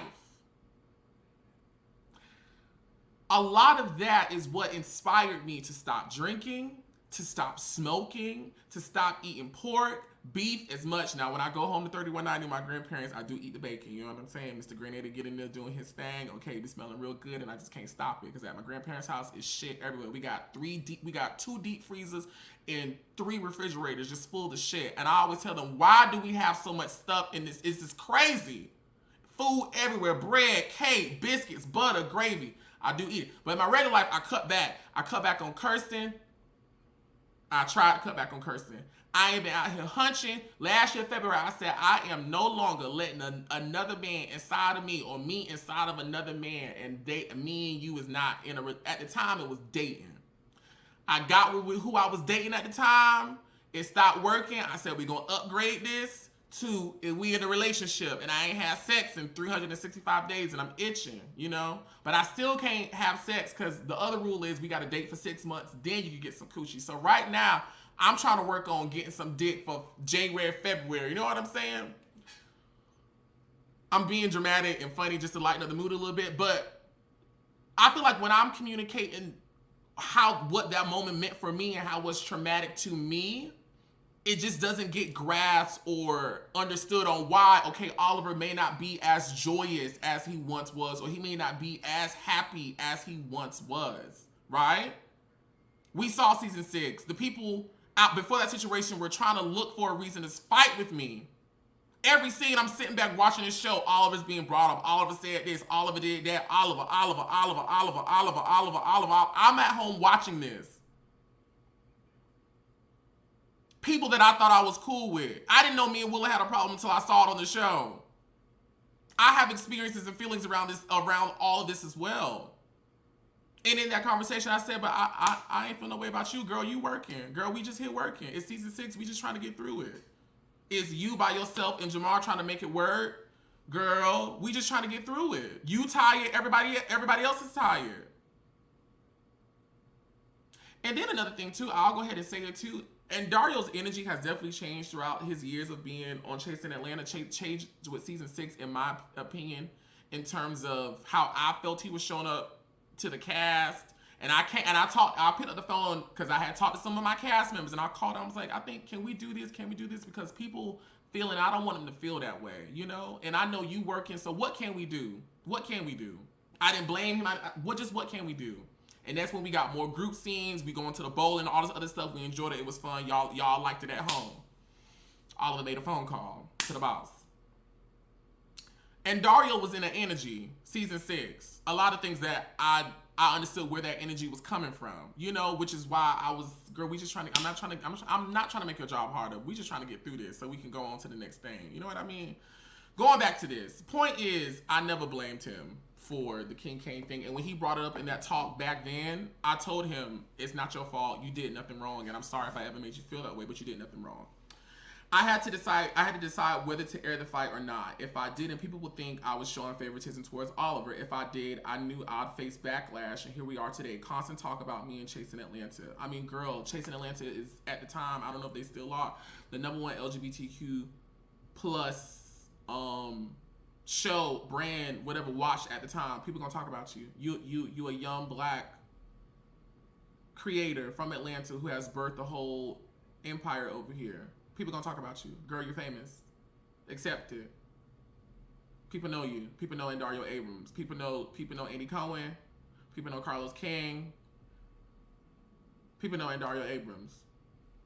And as long as you continue to live the show, or whatever the theme song is, people gonna continue to know you. So, welcome. That's why I'm defending myself, because I'm tired of negativity directed at a show that helped many people get to where they are today. There are other reasons behind this, but until Oliver speaks on them, that's all I'm going to do. Say, listen, I don't know what other reasons behind this or whatever it is. I don't know what the other reasons are. I don't know, but I give everybody full authority to say it. Say it. Please, please, please, please, so I can really talk how I really want to talk. Please, I give everybody, which I didn't think I had to, but if I had to, I give everybody the full right to say and speak all the behind the scenes tea, so I can too. Please do it. Can we please enter into that realm?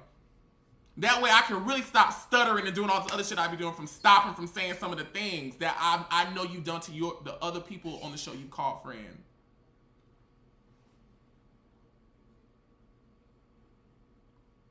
I would love to enter into that realm of honesty. That would make me so happy. Let's put all the hands on the table. Toes too. You gotta flip. Put that bitch up here too. We finna get it straight up in here. Who else wanted with lean?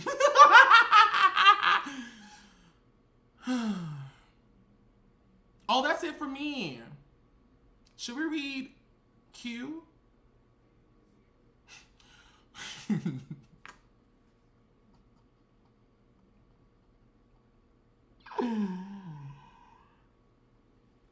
I just want to say, Q, I'm so sorry, but I'm just a real bitch. I'm real. When that hoe had said in the comments, when he called you a lying ass, bald headed bitch.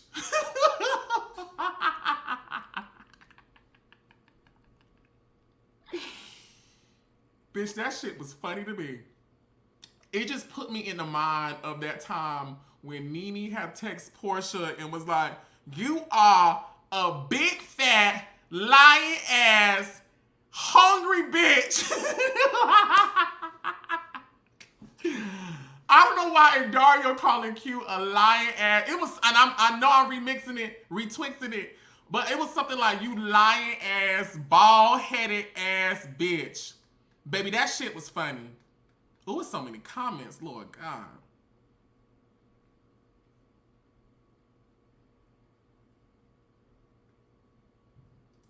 I'm gonna go through your comments at the end, actually. I think that'll be fun. But let's go into Q. I let him go because I was tired of covering for him just to keep Chess and LA running. He's had ongoing issues with his production team in both seasons 1 and 2 and constant conflicts with his castmates. Q, I ain't even trying to be funny. This ain't got shit to do with me, so I ain't gonna read this. It ain't got shit to do with me. I don't got no opinion on it. You know what I mean? Oh, I do say all of them. Now, what did this say? Q was supposed to be a part of the original Chasing Atlanta takeover along with Lauren, but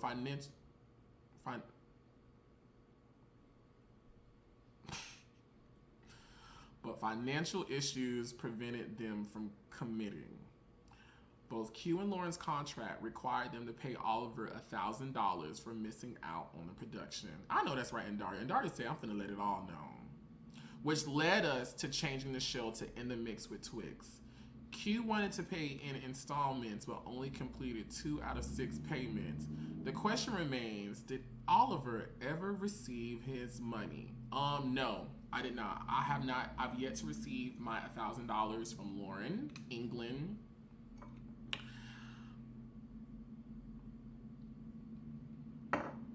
And I did not receive any additional payments from Q, but you know, it's something I really let go. You know, I just let it go.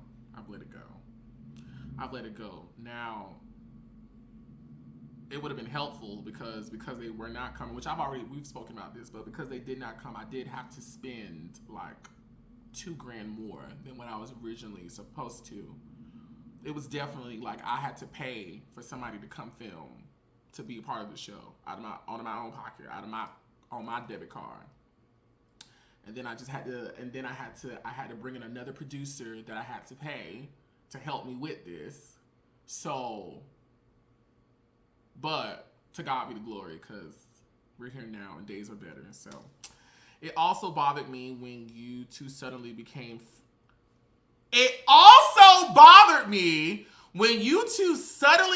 friends after I had been in the middle of this contract dispute the entire time.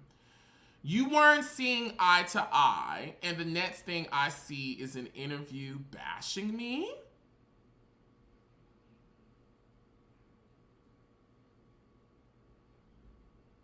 He typed that. Let's also talk about Love in LA. Let's talk about Love in LA. Q wanted to create a new show on the platform to follow In the Mix with Twixt, but it never materialized. And let's talk about Friend. So, it's not up no more, but I mean, I still got the video. Teddy Head always got the number. In my last episode of In the Mix with Twixt, there was a commercial for Q's Love in LA show. Now, Friend, who was in the middle of our contractual problems that was creating a problem for you, or that you didn't want to be in the middle of, that you have a problem with, rightfully so, you know, that's his feelings. In my contract, it says I approve everything that goes to air. That's what it says in my contract as the person who was over In the Mix with Twixt. I have to approve things that get in the final episode of my programming. I didn't approve Q's commercial to be in my programming, and I wouldn't have approved it at that time, Friend. And Dario ain't tell me, and Dario didn't ask me, Friend, that you know someone who at the time you were in full agreement with on me about where we were, you put their show on a piece of programming that contractually I was supposed to approve. Now, I may be reading it wrong.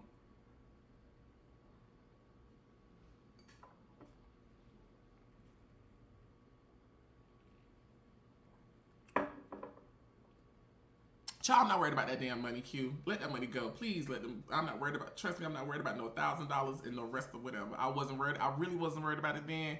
I ain't worried about it now. Listen, it's gone. It's done. Listen, the debt is clear. The debts are clear with me. Debts is clear. You know, to be honest, if I'm just being honest, I knew I wasn't going to get it when it was in the contract, you know? I knew I wasn't going to get it, you know? That's why.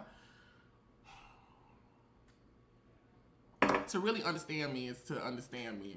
You know, child, I wasn't worried about that shit. I knew I wasn't going to get it. I was shocked I got what I got. I was like, oh, wow. Melodies from heaven rain down on me, honey. I'm not worried about that money. I'm not worried about it. Jesus paid it all. Yes, he did. Jesus paid it. Jesus definitely paid it. Now, if the people want to send it to me, you know, I'll take it. Because, you know, baby need a new pair of shoes. The rent is due.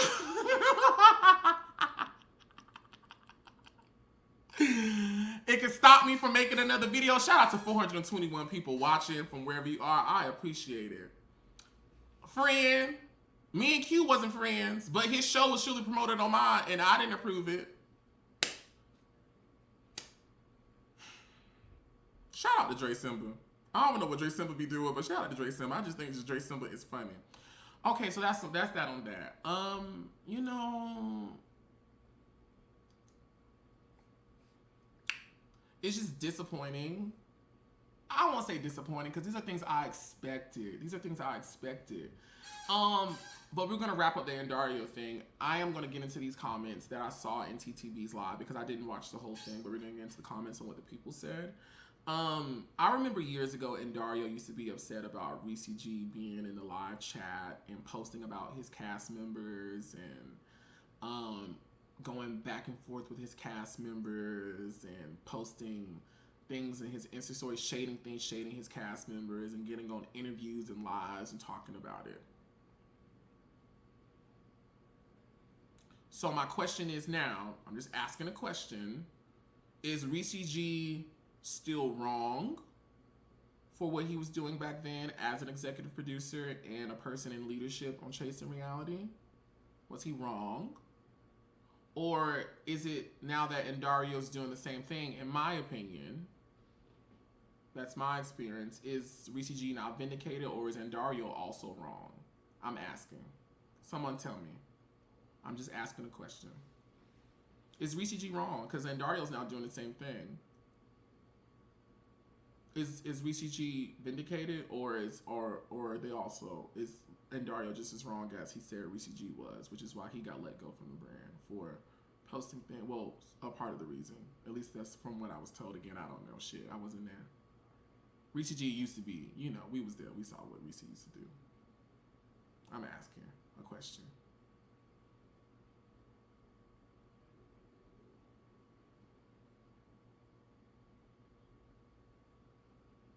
Q, don't get kicked out of here. Because me and you don't got no problems. Don't come in here with all that. Now, we is cool, bitch.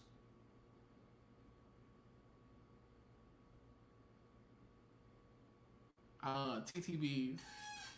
Bookie Butt, we is cool. Don't come in here with all that now. You know what I'm saying? I want to, yeah.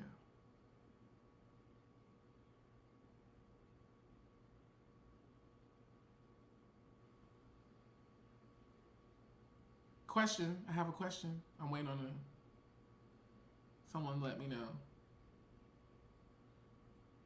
I'm asking.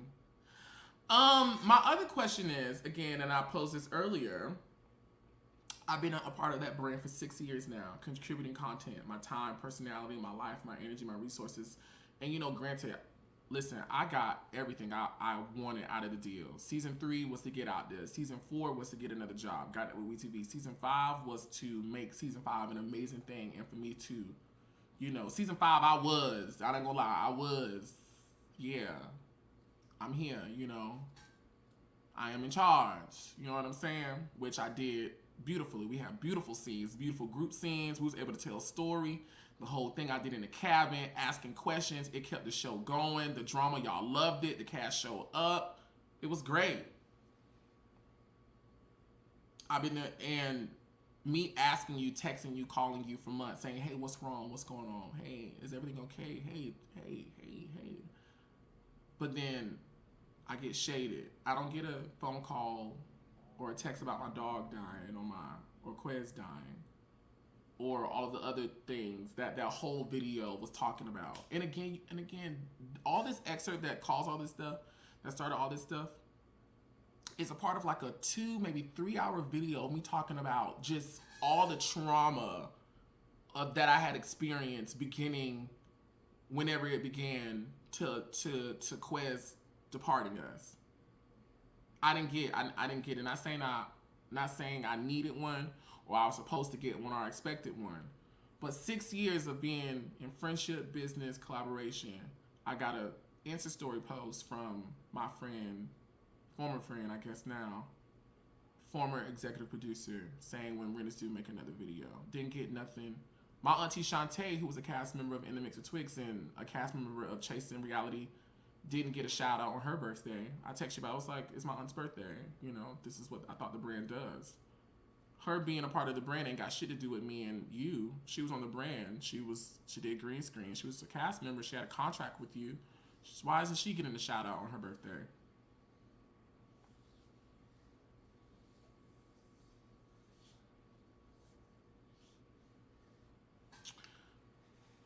But how you feel about me gets shared with people on TTB. Now, again, none of this shocks me. It doesn't shock me. Because we are always prepared for doomsday. At least we try to be. I try my very best to never be really ultimately caught off guard. I don't. And in the moments where I am caught off guard, we're going to quickly fix it. Let's go to another quick commercial break, and I actually want to get into some of these comments that I saw left on TTB's platform. And I will say this, I don't got no problems with the guy. If I saw him out in public, I would speak, I would wave, I would say hello, and I wouldn't go up and hug him or nothing like that. But I would go up and speak and say, hey girl, how you doing? You wanna fight? You know what I mean? Like, I probably say it jokingly, girl, you wanna fight? We here, we in person, you know what I mean? What's the tea? How you doing? It's good to see you. You know, I don't have no problem. I never had a problem. I left chasing happy, like very happy. I got everything I wanted, needed, and more. Of course, there's always something we want or need more in life. That's just us as humans. But life is good right now. It's going a whole lot better than what it was a couple months ago. Just in terms of my energy space. Now the blessings were still flowing in, but my energy and my emotional state was all over the place. Life is doing better, so I ain't mad at nobody. You know, I ain't mad at nobody for sharing their comments, especially if you're talking about me. Because as a business of the brand on the internet, baby, I want you to talk about me. Please do. Please, because it helps me stay employed. It really does. When the people do their Google search on impressions on Oliver Twixt on the internet, please, I appreciate it. Drag me, talk negative about it. I honestly, wholeheartedly enjoy it. Because it still lets me know that I got the sauce. You know what I mean? You know I am the sauce, you know I'm saucy. And it's always wet. A bitch never ever have to use lip gloss on it. I'ma get it in its sex, like a rabbit, nothing in love. You make it nasty. We're gonna go to a quick commercial break, y'all. Don't go anywhere because there's more after this. You're on the mix with Twixt. See you soon.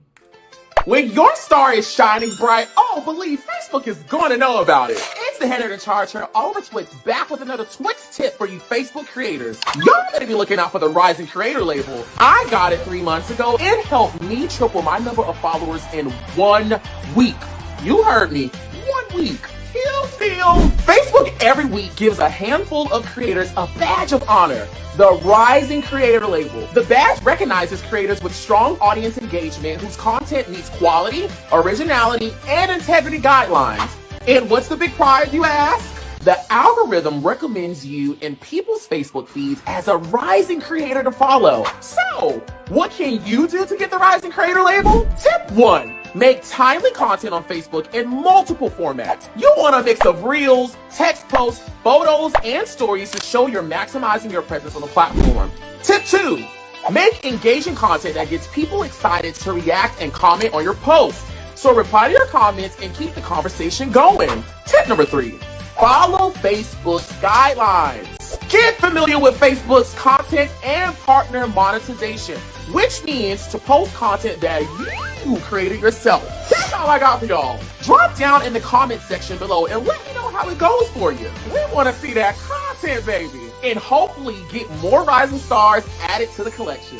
And that's the team.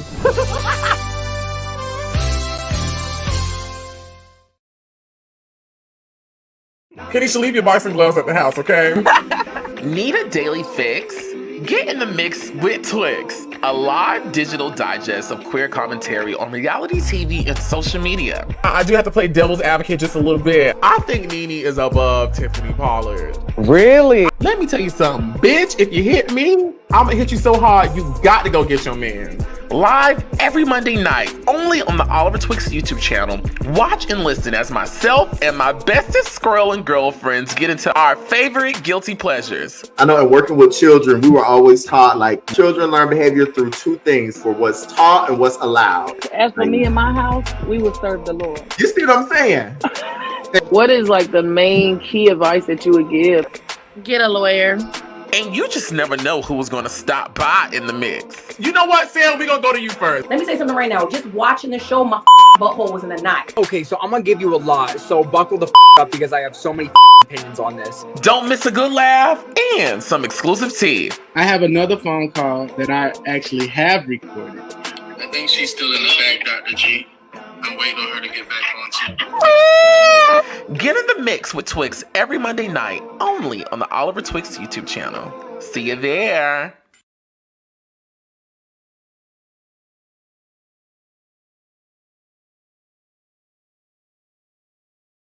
It's Oliver Twixt. And Mama Twixt here. Thank you, Puma, for our Puma Easy Rider shoes. Now, she always want to look like me. No, you want to look like me, child. And thanks to the Puma Easy Rider, our styles are twinning with pride this season. Get into it. I love the Puma Easy Rider shoe because it's a classic, just like me. The Easy Rider's timeless silhouette makes it the perfect shoe for any occasion while making a fashion statement. The Puma Easy Rider, easy to style, nice on your feet. Now, what I want to know is who you think gonna be killing at the pride party? I don't think it's you, girl. Child, please. I already know it's gonna be me, man. Get in the mix with Puma with the return of the Easy Rider shoe. And wear your Easy Riders with pride. Okay. Yo, we are back. We are back. Shout out to Puma for blessing us with that Puma collab. How many views does that Puma video have? Because it was for YouTube. They wanted it on YouTube. Where is it? 190,578 views. Mommy! Mommy! Look at you, girl. Let's get into these comments. I want to get into the comments. I love comments are my favorite thing. Comments are really my favorite thing. How do I make this pop back up? Now, I saw somebody down there say they wanted to do a poll. How do I make a poll? I don't know everything, baby. How do I make the poll? Somebody tell me how to do that. Now, just wait a minute. Now, just hold it. Now, just wait a minute. Now, just hold it.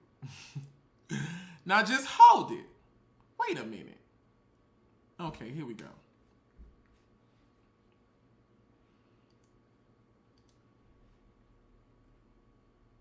Okay, here we go. So the first comment from Tazon, right? Ultimately, what Oliver said has been proven. The runner of Netflix isn't live streaming about employee affairs. It also feels very personal, like the issue lay in the friendship that they had and not the business. I don't know, honey, but no, Rich Lease isn't going live. Rich Lease has told me to my face he enjoys everything about Oliver Twixt. And I appreciate that coming from Rich Lease. So, and Dario can be mad at Oliver about other people dragging him on interviews, but Dre Simber can't be mad that Dario was being petty, posting all Dre slander, and that magically forgets Dre's birthday. I think the reasoning is very valid. Plus, you can't tell someone how hard to go or what to be mad at. Dre made a very valid point when he said this is why producers should stay behind the cameras. It just starts a bunch of drama, as y'all can see. It's okay for the producer to post shady posts on the platform social media and gets to say, oh, I'm producer, so that's okay. Like, no. I like how she put that. Bianca Velasquez. I'm convinced no one on this panel watched Oliver's interviews with the cast. Prior to Q's interview, the only person who spoke negatively on Dario was Rick Rosa, which I would agree with. I don't think Risha G spoke negatively about Dario. I thought he spoke very fairly and like palatable, you know, to where like even if you didn't like him, it wouldn't start no shit. At least that was my perspective. That was the energy I got. I get people's reasons for disliking Oliver, but to sit here and discuss interviews you didn't watch is insane. 7 replies. What did they say? The mob mentality on this live was astounding. My thoughts exactly. They didn't at all, and it's hard to watch when it's like y'all are wrong. The entire time I was watching this, I was thinking, what are y'all talking about? I wanted to go up there and explain that, but I didn't want Dario's henchmen to attack me. Oh, look at Josh. Correct. It was honestly mostly wholesomely remarking on chasing experiences and giving BTS details from what I remember. Not saying there wasn't a shady moment or two, but listening to this live, you'll think Q and Oliver were up there dragging in Dario and chasing for 12 hours straight. We didn't. Another comment, Oliver didn't allow anyone to bash Dario. They told their experience with Dario. Dario claims to have an issue with Gardini, but he didn't. Didn't he appear on Chasing Orlando? And he was gonna appear on Chasing Takeover. This comment. Make it make sense. Under Oliver hosted several interviews, only 2 spoke about. I see this. Hey, yes. She be over here watching stuff, so she knows. Cause I've seen her icon. Yes. Oliver hosted several interviews and only 2 spoke about their negative experience with Dario. Why is that grounds to terminate friendship? Okay, yeah. Because I interviewed Tony Price. I interviewed DeAndre. And DeAndre also spoke negatively about Dario. Or at least, when I say negatively, I say DeAndre's rhetoric, in my opinion, matched the same rhetoric of the other people who are being deemed that spoke negatively or bashed him. So why isn't no one mentioned DeAndre's interview? I interviewed Kendra, where Kendra had got mad at Dario in my chat, and I had to calm her down and say, leave Dario out of this. Does anyone remember that? Kendra was saying she was finna get Dario, had called him about that girl. No, leave Dario out of this. I didn't say Dario's name. Leave him out of this. I talked to Troy. I talked to Dominique.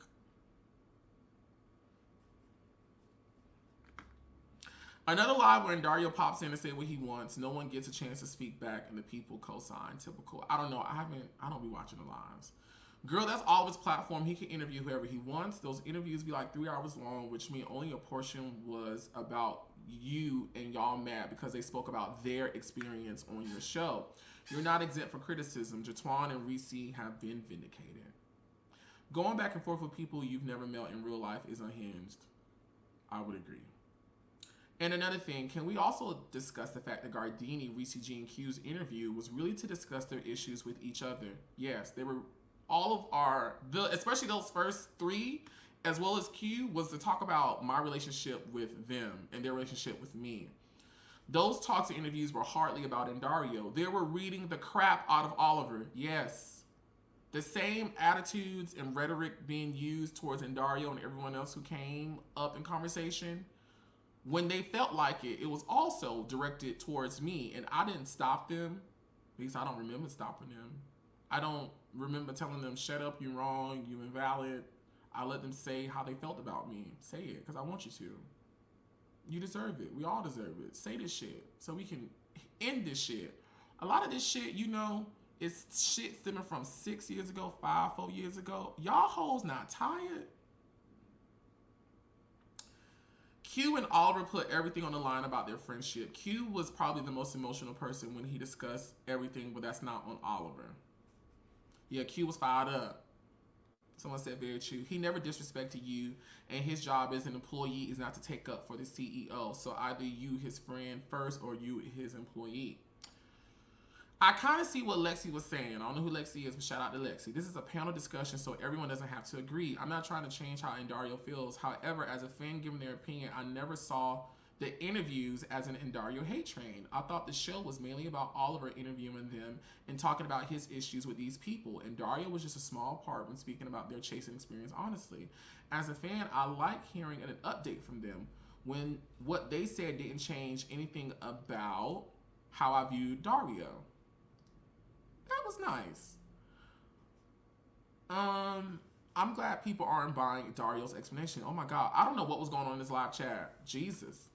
He is entitled to how he feels, and yes, Oliver can be messy. I surely can. And when I've knowingly been messy, I've always said, yeah, I was being messy. Why doesn't anyone acknowledge that when I am being messy. When I did do something, I will say it, you know? I just think when people have painted these ideas of me in their head and what my truth is doesn't align with their truth, that's when I become a fake bitch. He lying. No, bitch. Just what you concocted and painted in your brain, I'm sorry, my truth doesn't fit in alignment with that, you know? And truth that's rooted in shit that actually happened. I'm not like making up shit or whatever, you know? Because none of y'all hoes can whoop me. So what the fuck I need to be mincing my words with any of y'all bitches for? You know what I mean? That's how I feel. Nah, a bitch who probably could whoop my ass, they probably can't. It's always somebody out there that could whoop your ass. It's just my confidence, bitch. What the fuck I need to be scared for? Especially. And Dario makes no sense. Dogpiling on him with that mind is very distasteful from Dario and the other people who clearly wants to be on the CEO's good side. CEO! What movie that's from? The problem with involving others is you get amen corners on both sides, gaslighting and coddling without being objective. The bias is always in the room, even when you all claim it not to be. Dre Semper made some valid points, as did Lexi, but because of the messengers, it not being articulated very well and mixed with petty mess and shade, it understandably wasn't received. This did not have to go this far. It really didn't. And Dario has every right to feel how he feels and doesn't have to talk about Oliver if he's not ready to. But don't do shady posts and talk around Oliver about Oliver. If we're on silent mode, then be that. The blocking and removing shows is excessive and gives cutting off your nose to spite your face. Also, Oliver has to stop being willfully obtuse. If you're going to have content over everything mindset, then stand on it. As a viewer, I'm a big fan of everyone involved, but certain patterns and mindsets have to be broken, changed, or there would be no elevation. Thank you for coming to my TED Talk. Yes, thank you, Miss Tanny558. I don't know what does willfully obtuse mean? Can somebody tell me in the comments? I'm looking at chat now. What does willfully obtuse mean? What does that mean? Can someone tell me? Can someone tell me what willfully obtuse means? Can somebody out there watching? 424 people watching. Thank you. I really do appreciate it. I really do. What does willfully obtuse mean? Are you guys typing? And I'm the next Monifa.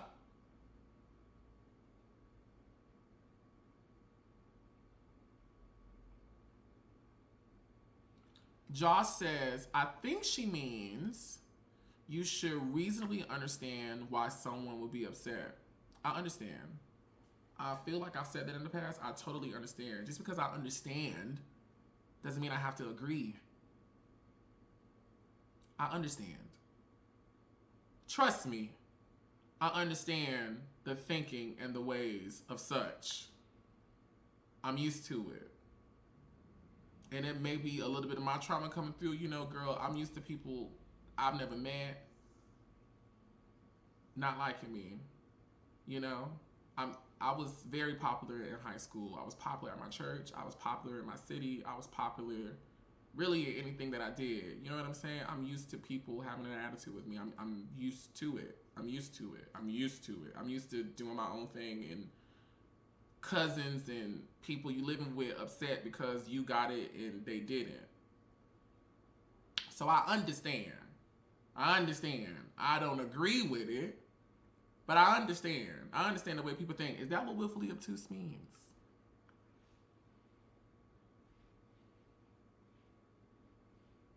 You acting oblivious to folks' point of view when they get upset.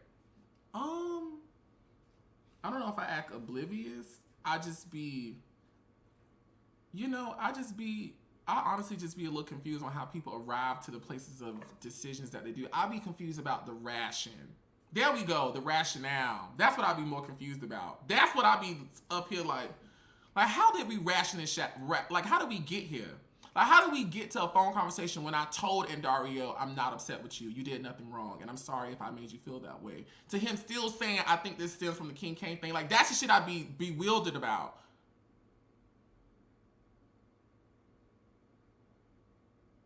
But I'm still looking at it. Willfully obtuse. I don't know. I gotta stop, I guess. I gotta stop it. We thank you. Let me look it up. willfully obtuse. I'm getting sleepy, so we got to come to an end because I got to do some more stuff today.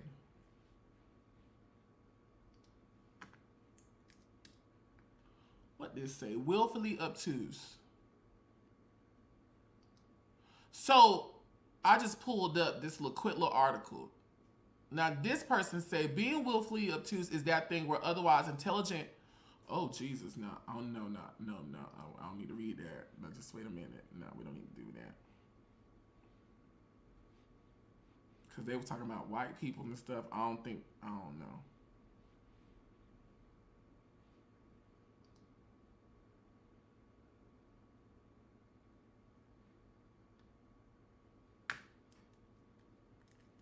I just like reading, you know. Give me 1 second. What did this say? This person said many times it is convenient to be willfully obtuse and ignore what lies hidden within the fields. To be willfully obtuse in the art behind itself, but a dishonest one. I don't know. I guess it means you acting oblivious. Maybe I don't never act, you know. I don't never act, and maybe y'all just expect me to know stuff, or but I don't be acting. I don't be lying to y'all. The fuck I need to lie for? Shit, if I'm acting shocked, bitch, I'm shocked. If I don't know, bitch, I don't know. It may make sense. It may make sense to y'all, but it hasn't registered or clicked to me. I don't know. I don't think I ever act willfully obtuse, but shit, maybe I need to work on it, you know? What else is up here? What else is going on? Okay, here we go. I want to know what's the difference between and Dario allowing cast members to talk shit about Oliver in their green screen interviews, and Oliver allowing cast members to talk about Dario in the behind the scenes interviews, like both are for content. This, and Dario's focusing on the fight scene, but to air the cast, dragging Oliver about SA and saying it didn't happen. And I never got upset with him. I never got upset with him when I saw that. I got upset with the people who said it. I never got upset with him. Like, he's just doing his job. He's doing his job. They said it. He not saying it. And yes, I won't say you got to air it, but this is a show. And it's not the Oliver world. Chasing is not Oliver's show. It's not the Oliver world. And the Mix with Twixt ain't Oliver's show, Oliver world. He leading it. I'm a part of it, but other people on the show also got to tell their experiences and what their truth is. If their truth is that ain't happened to Oliver, let them say it. Now, we know it's a lie, and it can be proven. And it's been proven, but let them say it. You doing a job. This is a show. Just because we friends, you ain't supposed to edit your show and just to please me. Now, I did make a request via email saying, can the fight not be shown? Because it was traumatic for me to see myself like that due to the nature. But when he said, no, I'm going to show it, girl, okay. And then too, let's talk about the King Kane fight again one more time.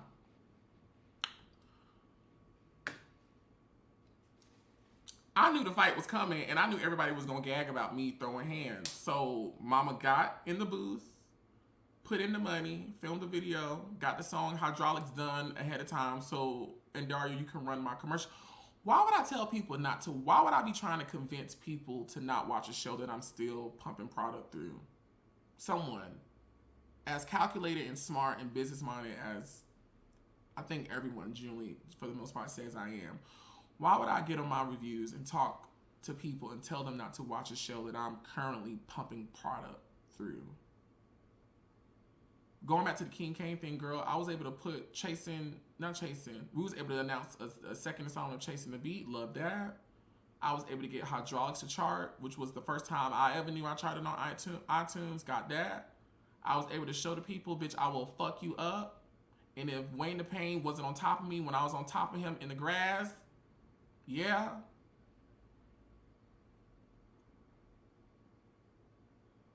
Nobody was saying I got my ass whooped. Nobody there that saw everything. The people who saw everything, nobody was saying I got my ass whooped. Or I left bleed or nothing like that. I really came out still, in my opinion, not smelling like smoke. So that was really nothing for me to be upset about, because my reality is the good definitely outweighed the bad. Was it aggravating? Sure. Did I want that to happen? Hell the fuck no, but good was able to come out of it. Oliver wasn't mad. You know, as long as I'm reaching my, honestly, and maybe it may change right now, but as long as I be reaching my goals and the things that I know, achievements, if I get it, will make me happy. The ends justifies the means, you know? Y'all kissing his ass, especially. It wasn't professional making a story about his exit. People on Love and Hip Hop Atlanta, Netflix, and Zeus. That's funny they spell it like that. Oh, I'm sorry. I'm no longer presenting. 1 second. Let's get this back up there. Present.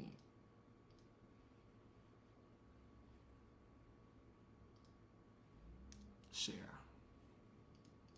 Add the stage. Boom. People come back to interview and they were just speaking about their relationship as well. I don't understand. Your personal feelings can't be involved when it's business. He said him and Oliver didn't do anything outside to be friends. He said him and Oliver didn't do anything outside to be quote unquote friends. Oh. So why bring up if that's his friend he was playing in his face? Oh, I get what you're saying. So maybe, and Daria said we didn't do anything outside to be quote unquote considered friends. So I guess they're saying, so why are you now using the friend card? They say he was playing. I got you. I feel like that's what they're saying. I could be wrong. I'll be honest. I feel a certain way too, but I would not fire him because. Oh, Darius said he said y'all wasn't hanging out, going to the movies, eating ice cream. We wasn't.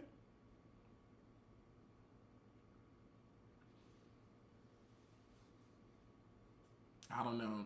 I let the people tell their own truth. I remember, girl, we've gone to dinners. Girl, we didn't go to the movies, but we went to the restaurant across the movie that I think he paid for that. That was so sweet of him. We've traveled, we've gone to Dallas. We've definitely sat on the phone for hours and hours and hours on FaceTime talking. We've hung out on brunches and Darius has been, so I don't know. You know. I don't know. I'll be honest, I'll feel a certain way, but I wouldn't fire him because I would have had a conversation. If he is CEO, you get a verbal warning, second warning letter, then exit fire chasing. Sorry, but Oliver was a great face for the brand. He's different and y'all need to fix it. I appreciate that.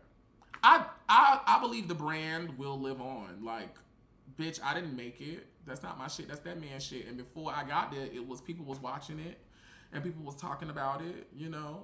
He'll, like, and that's not what I want in my heart, like the show to go down or the brand to go down or him to fail. I've never wanted that, you know. And I kind of feel offended when somebody says I wanted another queer person of color's content to fail, or I tried to do something to make another queer person's content of color fit. Like, that's never in my heart, you know, because I'm in these rooms that a lot of queer people of color are not in, and I understand the ways that we are left out of those rooms, and I've really tried and still am trying and will forever try to bridge the gap to get more people that look like me in those rooms. But honestly, the problem is, by being one of the people in those rooms,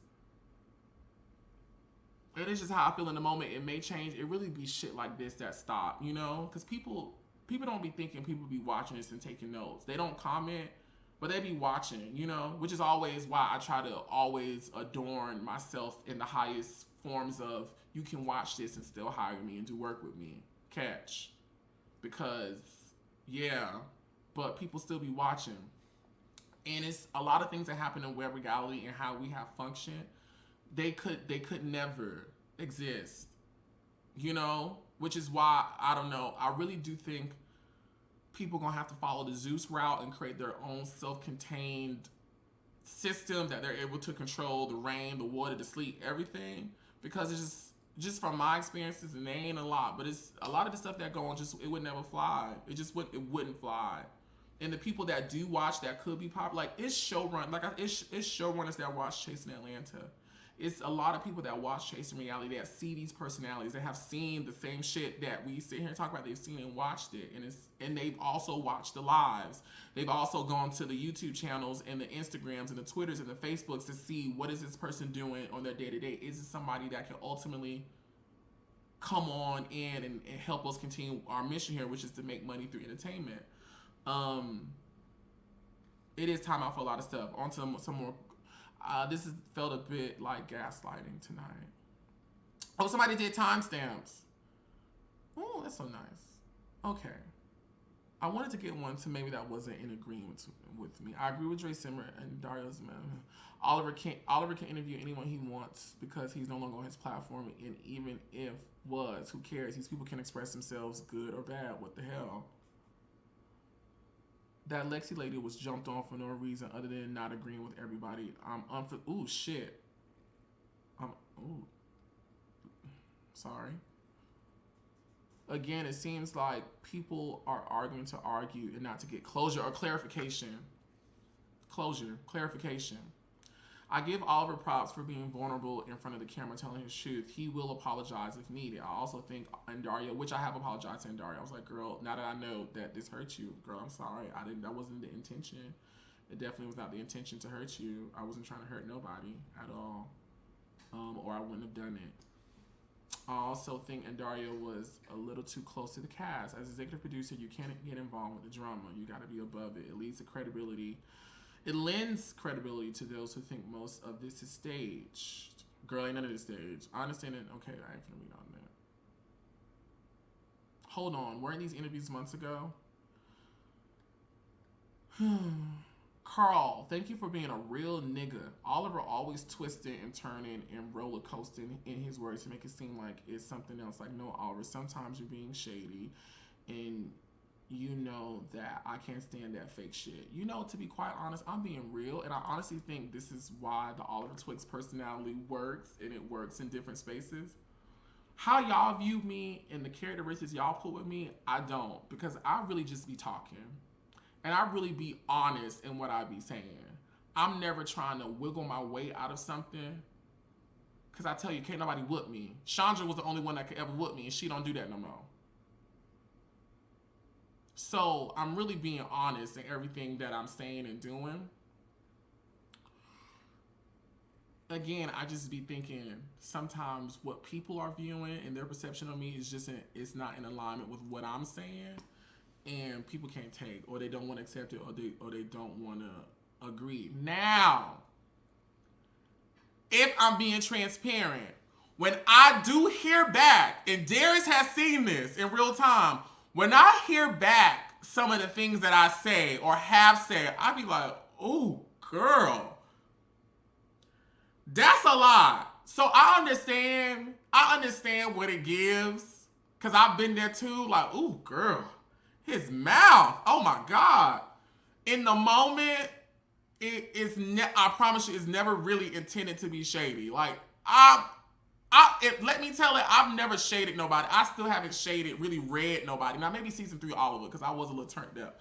But like, since then, I haven't really read nobody. Like, at least intentionally been like, I'm finna get this bitch together. Not on live or on a show for y'all to see. I haven't done that. Because I be feeling like a bully after I finish doing it, or when I do into those spaces. But I do understand how my mouth is set up and how that can make somebody feel away, you know? It just don't be happening or registering in real time. And that's just real. That's my real truth. You know, I get it. I understand. But in the moment, it be making sense, you know, and I really don't be meaning no harm. I'm sorry, you know? I don't be trying to be funny. I don't be trying to be rude. I just be saying what the fuck come to my brain, you know? Because that's the only thing I can do, or I'm going to be stuttering. So I just got to say it. Shout out to Carl. Can we run this back? I was not being shady and trying to interview those people, though. I just want to be very clear. None of that was rooted in shade. All that was rooted in healing and us just trying to get to the bottom of this stuff and me fix my issues with these fucking people. That is just like, girl, it's just time out for this. Like, girl, let's just talk about it. People is dying.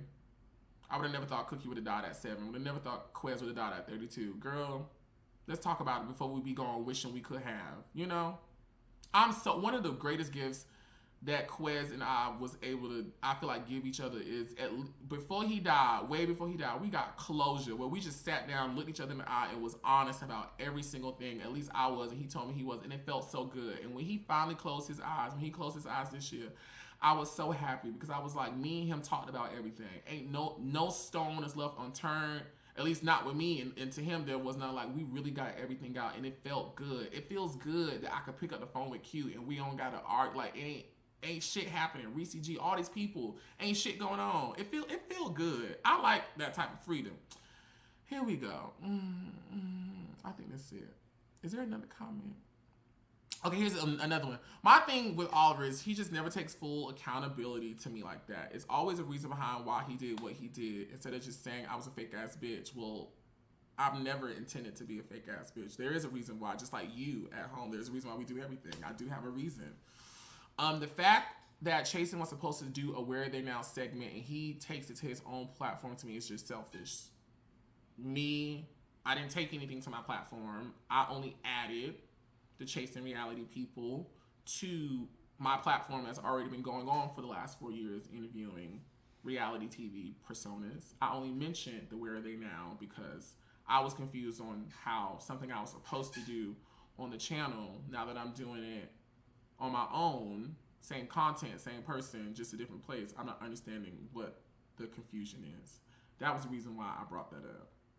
It was never me saying, oh, I'm not doing the Where Are They Now on Chasing, so I'm just going to do it on my platform. That thought never crossed my brain until all this came up. And I was like, well, girl, how could she be mad at me about doing this when I was going to do it on the channel?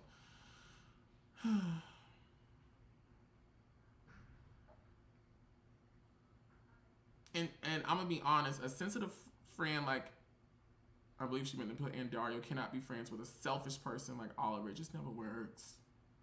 Just never works. Okay, I think this is it. Okay. Thank you, TTB, for keeping this going. I've enjoyed the influx of traffic this week, as I'm sure you have. Cheers to you for getting to the bag, talking about these things, honey. Shout out to TTB. We love TTB and what he does for the Chasing brand and the web reality brand. We're finna get out of here. 2.5 hours, guys. That's better than what we've done in the past. Oh my God. You know, I'm really working on fixing this lag. I don't know what happened. Something happened with the cord or something, but I'm gonna call somebody over here to help me fix this lag, because in the mix with Twixt, the podcast, the live podcast, is returning September 9th, and I'm so excited about that. We will be going twice a week. And we will be going nonstop. We have some new faces that are permanently joining us. We have a new format. I'm trying out a new look because there are just things that I need to actively be working on. And this honestly has helped me out because, like I told y'all earlier, I've been kind of off for like 3 to 4 months. So this was a very easy way for me to get injected back into the algorithm, and so I'm thankful to the internet gods for blessing me with this gift. I also was able to add a couple more coins to, I hate that word, coins, add a couple more numbers to the bottom line. Grateful. I love you guys out there for watching and supporting. Yesterday marks 10 years since my first YouTube upload, and I am so grateful. I'm going to post that video probably after we get off live because it is just atrocious of me rapping, but I just think back to where I was when that's 10 years ago is basically when I first moved here. And I'm just so happy to say that 10 years later, I have superseded everything that I thought I was going to achieve or that I wanted to achieve. And so I'm happy. Listen, it's a new day, a new dawn, you know? It's a new day, a new dawn. So be careful.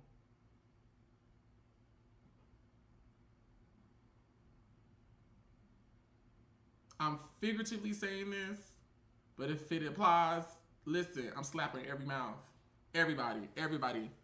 No prisoners. I'm not taking no prisoners. I'm not taking them. I don't want them anymore. I've been taking prisoners all these years. I'm done taking prisoners. It's time up.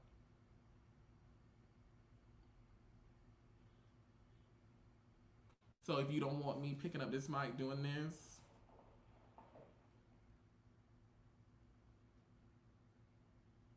then leave me alone. Because I have nothing but time and energy and receipts and time and energy and receipts and time and energy and receipts.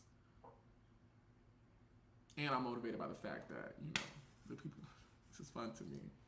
This is fun to talk my shit to talk my honest shit and nothing's gonna happen. Right? Don't get no ideas, sir. Any questions before I go? Any questions? Thank you guys so much for tuning in. It's 385 people watching right now. 2 hours and 35 minutes in, and I'm so grateful. Upload In the Mix with Twixt, the show, to your platform. Can you? So I will not do that. At least not right now. I don't think that's a wise thing for me to do. You know, I don't think that's wise for me to do that. It feels very retaliatory, in my opinion. I wasn't all the way happy with In the Mix with Twixt, but I was grateful for the opportunity, but I wasn't all the way happy with it. And so no, I won't re-upload it, but I do have it. I'm in possession of it. But we just gonna speak it out loud. You're gonna see another season of In the Mix with Twixt. Let's just go ahead and claim it now.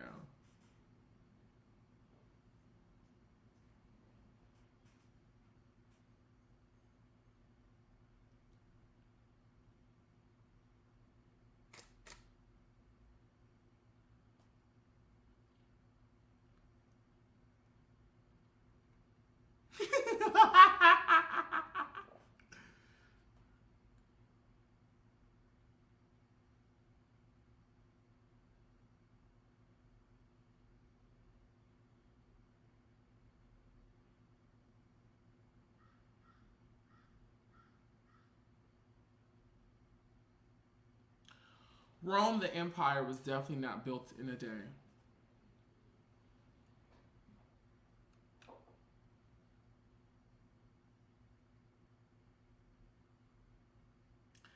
And for years, I'm not sure if the people, maybe they wasn't paying attention, maybe they didn't think about it, maybe they don't give a fuck and they don't have to. But for years, in every nest that I've flown into, I've taken a branch of experience, a branch of knowledge, a branch of what not to do, a branch of, oh, this is how it's ran, a branch of, this is who you talk to, this is how you put it together, this is how you come to the table when they invite you to it, this is how you get past this is where money is, this is how you can, while I've taken branches from every nest, back to my own nest, and I've built it out. And as long as God continues to give life to my body, and energy into my bones, zeal into my heart, and common sense to my brain, you will see the fruits of said nest that's been built. I thank God for everything. I'm thankful to y'all for loving on me, for supporting me, for defending me, for correcting me when I am wrong. I tell Darius all the time. I look him in my eyes. I said, Darius, do you really be telling me the truth when I ask you to tell me the truth? Would you tell me if I am wrong? I need you. And I feel like the other day I told him, I said, I need you to tell me when I am wrong or when you think I am wrong. He said, girl, here she go. And I tell your ass when you wrong. You know, but I ask him, I be like, Darius, I ask him, Sasha, Jazz, Terrence, all the Q, fuck it, I mean, but I'm like, Q, would you ever tell me if I am wrong? Like, would you honestly tell me when you don't agree with something I've done? Because I want you to. Because that's the only way I can remain my best out here in the streets is if you tell me when I'm wrong or if I'm not seeing something. So I thank God for my friends and my family that continue to hold my feet to the fire the most out of everybody. I appreciate that for blessing me with the community that I feel, in accordance to them, doesn't kiss my ass or say things that I want to hear that tell me what they feel like will be beneficial to me. And because of the relationships that I've had with these people that I've built and the trust, I'm able to receive it, at least to the very best of my ability, or at least I know it's not coming from a place of trying to tear me down, but one of trying to build me up. And I'm grateful for that. I'm grateful that 10 years into the game, I can say, not even 10 years, really 4 years into the game, we're 13 million views in, one person over here going live, talking to people, posting his music videos, rapping, living his little black boy life. 4 years in, 13 million views later. Grateful. I'm grateful for y'all over here. I'm grateful to everybody, and I'm just grateful to God that he has allowed me to live long enough for me to finally open my eyes and accept the mantle he has given me. I am in no way, shape, perfect. I am not, because I am human, and that's what humans do. We are imperfect. I know what my intentions are, and I know what my motivations are, which is never to harm or do harm, never. Because Tyra, we bind you, always, from doing harm. I literally had a whole slogan and phrase that said, Tyra, we bind you from doing harm to yourself, harm to others, and harm to other people, which was clearly a joke and a reference to the craft, but a joke to my Wi-Fi. And the lady, you know what I'm saying? Y'all also got to understand my experiences. I've done interviews talking about Tyra Banks, Candy Burris. I told Darius, Candy called me after Johnny came on In the Mix and was like, girl, but she ain't had no attitude with me. She was like, well, girl, you just doing your job. You know what I mean? You know what I'm saying? She didn't end the partnership between her and I because she understands I'm just doing my job that I was doing before I met her. I thank God. I thank the Lord, and I'm very appreciative. I appreciate you guys following me. I appreciate you guys liking my comment, even when you guys click the links. I have this collaboration I've been posting with Ticker, and the woman told me that just by the people clicking the link that I posted on my bio, wherever I posted, when I said you guys can FaceTime me, and I will actually pick up the phone. Like if you call me on Ticker, this app right here. So I partnered with Ticker, which is an app developed by a bunch of cool people who were once a part of Apple. They won Emmys. Like, them people are popping. They do a lot of shit, and I'm so grateful that they trusted me to be one of the first creators on the platform to drive traffic there. But she said just by people simply downloading the link, clicking the link, it helps us. And I just got so emotional because I won't say I underestimate y'all, but again, imposter syndrome. Sometimes sometimes it doesn't register me fully, just the amount of support and fellowship that I've been able to get from people following me. And I posted a video. She was like, yeah, and I think I had only had the video posted for like less than a week, because it had to be less than a week because the convo was literally a week after I had started talking about it. She was like, yeah, it was 99. What? Yeah, we got this download. We just so grateful. So I'm grateful to y'all because y'all keep all this going. It's because of y'all that I can say, bitch, I ain't worked since May. You know what I'm saying? And and life is good now. I'm back to work. But I'm just grateful. I'm grateful. We're going to be doing a whole lot of more of these In the Mix with Twixt talks about whatever, whoever, whenever, especially if they say my name and I feel like answering,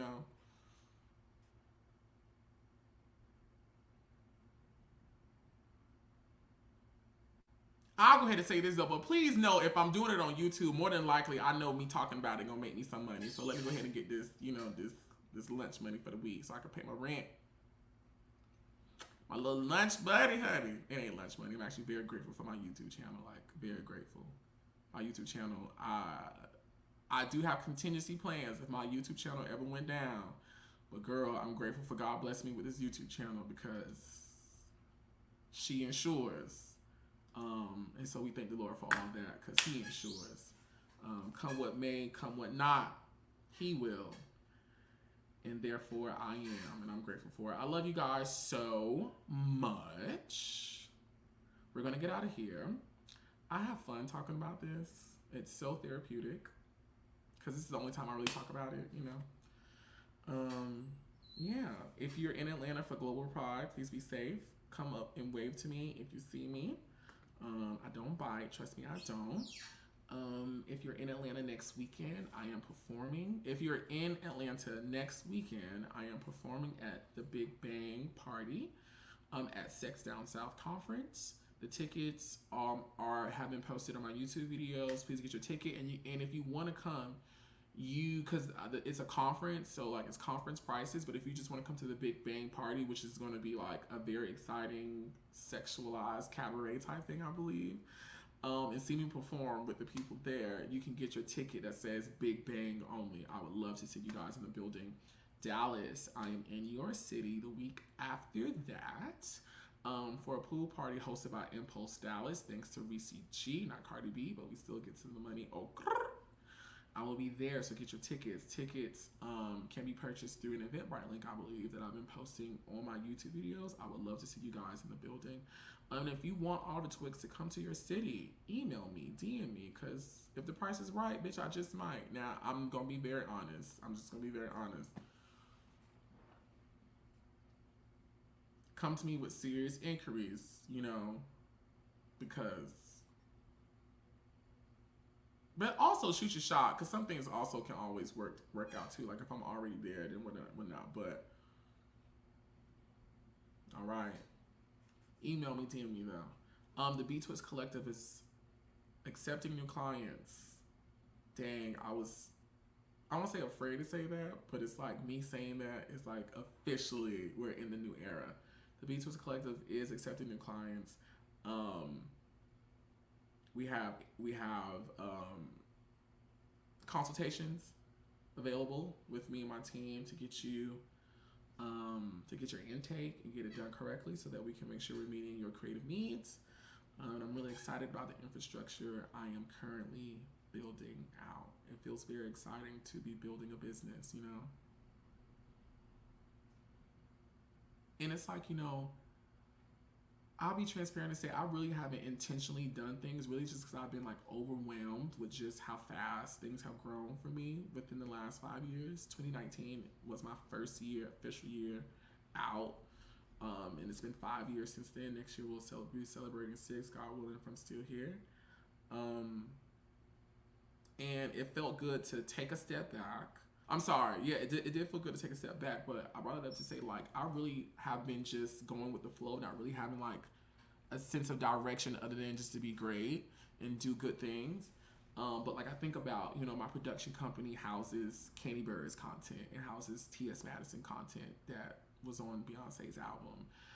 It houses Miss Pat's viral content. It houses Spice's viral YouTube content. It houses Quad from Merit to Medicine's content. It houses the vast majority of Dr. Heavenly's mainstream social media career. It houses her content. It houses content from Meta. I'm like, nigga, you need to stand up in this. So yes, I'm officially standing up in all things, like with boldness. Come with me, you know, come with me, shit. If I don't have it, that means God ain't want me to have it. That's just what I believe. If we ain't friends, that just means God ain't want us to be friends, and I'm okay with it. If something not going on, I just be okay with it. Fuck it.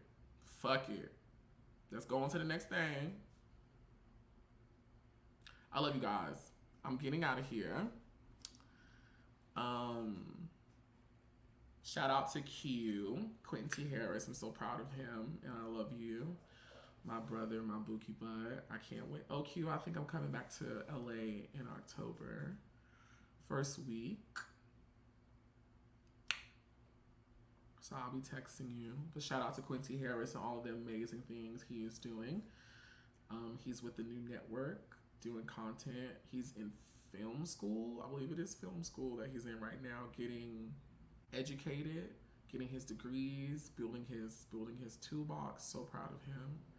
Shout out to Reese G, who is, I want to say, the director of Impulse Dallas, one of the premier organizations here in the U.S. And I believe they may be global, but I definitely know they do a lot of work here in the U.S. for queer people, LGBTQ plus people of color.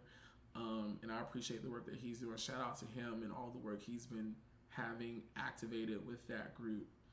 And Reese G, his energy, like, I'm just not capping when I say this. And the reason why I keep saying his energy is so different, because I was definitely, and I'll stand up in it, one of the people was like, I would never mess with that woman again. And God has found us back on the same page, and it's just been so refreshing, and I hope it continues. Shout out to DeAndre who spoke to me, and him and I, that honestly to me was probably like the most emotional one because he cried, you know. Shout out to DeAndre, his family, and what he's doing. Shout out to Tony Price, what he's doing with his partner and just the life he's living. Shout out to him. Shout out to Gardini. One thing about Gardini, girl, she's gonna be somewhere on the internet making noise and making money from it and doing her thing, traveling to Hawaii with her man, her boyfriend. Shout out to them. Who else that came? Shout out to Troy, out here living his life, doing his thing. Shout out to Dominique. Shout out to Kendra. Shout out to Tony Bryce.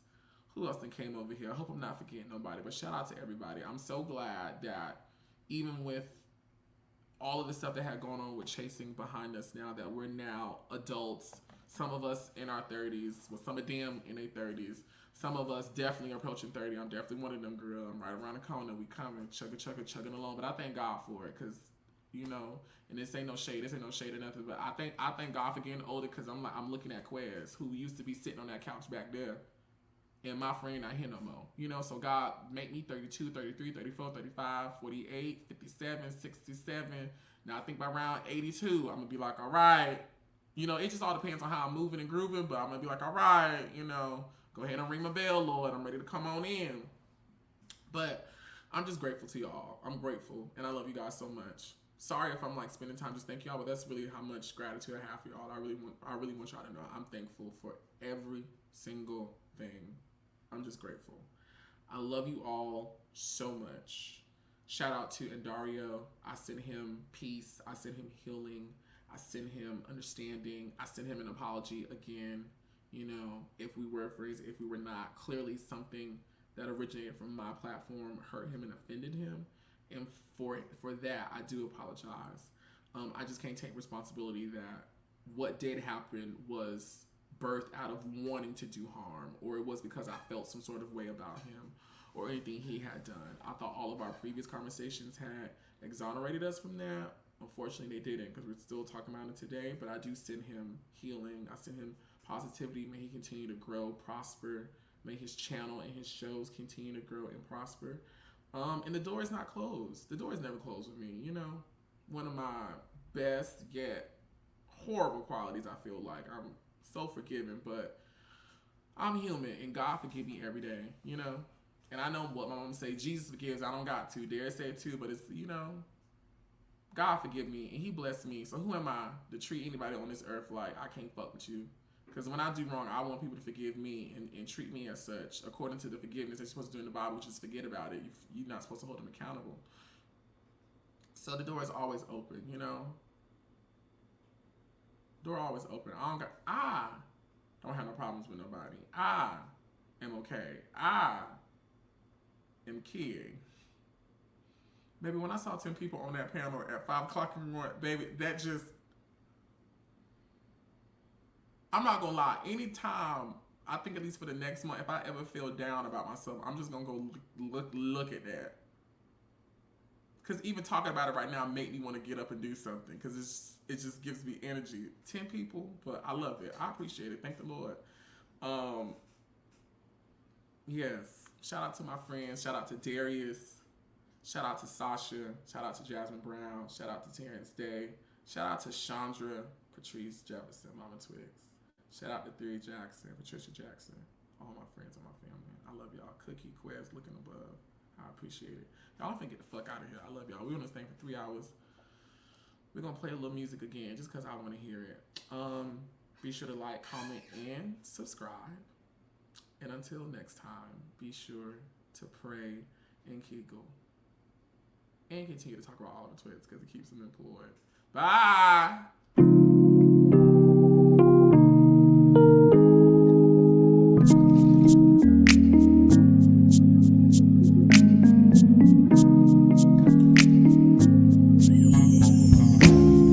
Savior, more than life to me.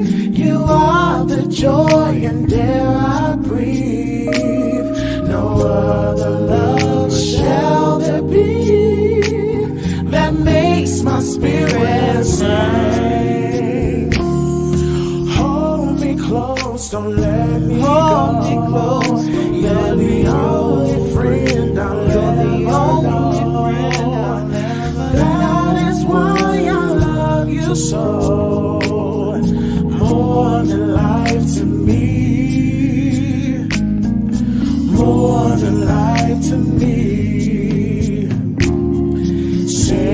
You're more than life to me.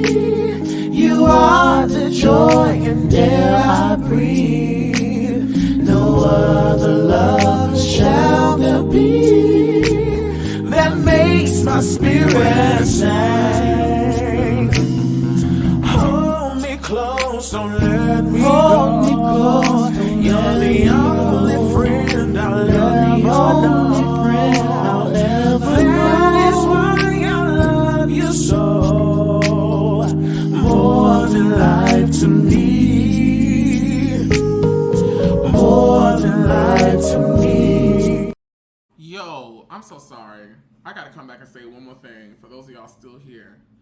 Listen, I'm so sorry. I gotta say this. I do gotta say this. To every person that's a part of a web reality show, please take what you are seeing happen right now as a learning lesson.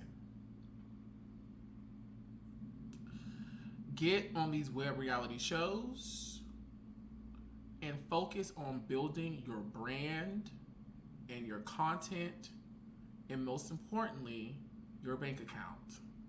Get on these web reality shows and use them as a platform to elevate yourself so that when these web reality shows let you go after the work you put in, when they block you, when they do all the things, you can let the door shut behind you and you can walk back into your own home, hopefully with a paved driveway, working AC, a jacuzzi in the back. I'm talking about the home of your brand. Bedrooms, parked car garage, food in a refrigerator. You can leave one house and walk back into your own that meets and hopefully exceeds your needs. That Oliver, who had been deemed whatever the fuck they deemed me over there, can be talked about this way and treated this way as such. Please take it as a learning lesson. Please. Now, I'm not, we okay, because we leave one house and went right back to our own. But a lot of web reality stars get on these shows and they put in the work free a lot of the times and they end up nowhere. Or they don't end up further along in their journey. They have to start over, they have to recalibrate, they got to find another way. Get on these shows, use a platform, so that if the platform leaves, you won't.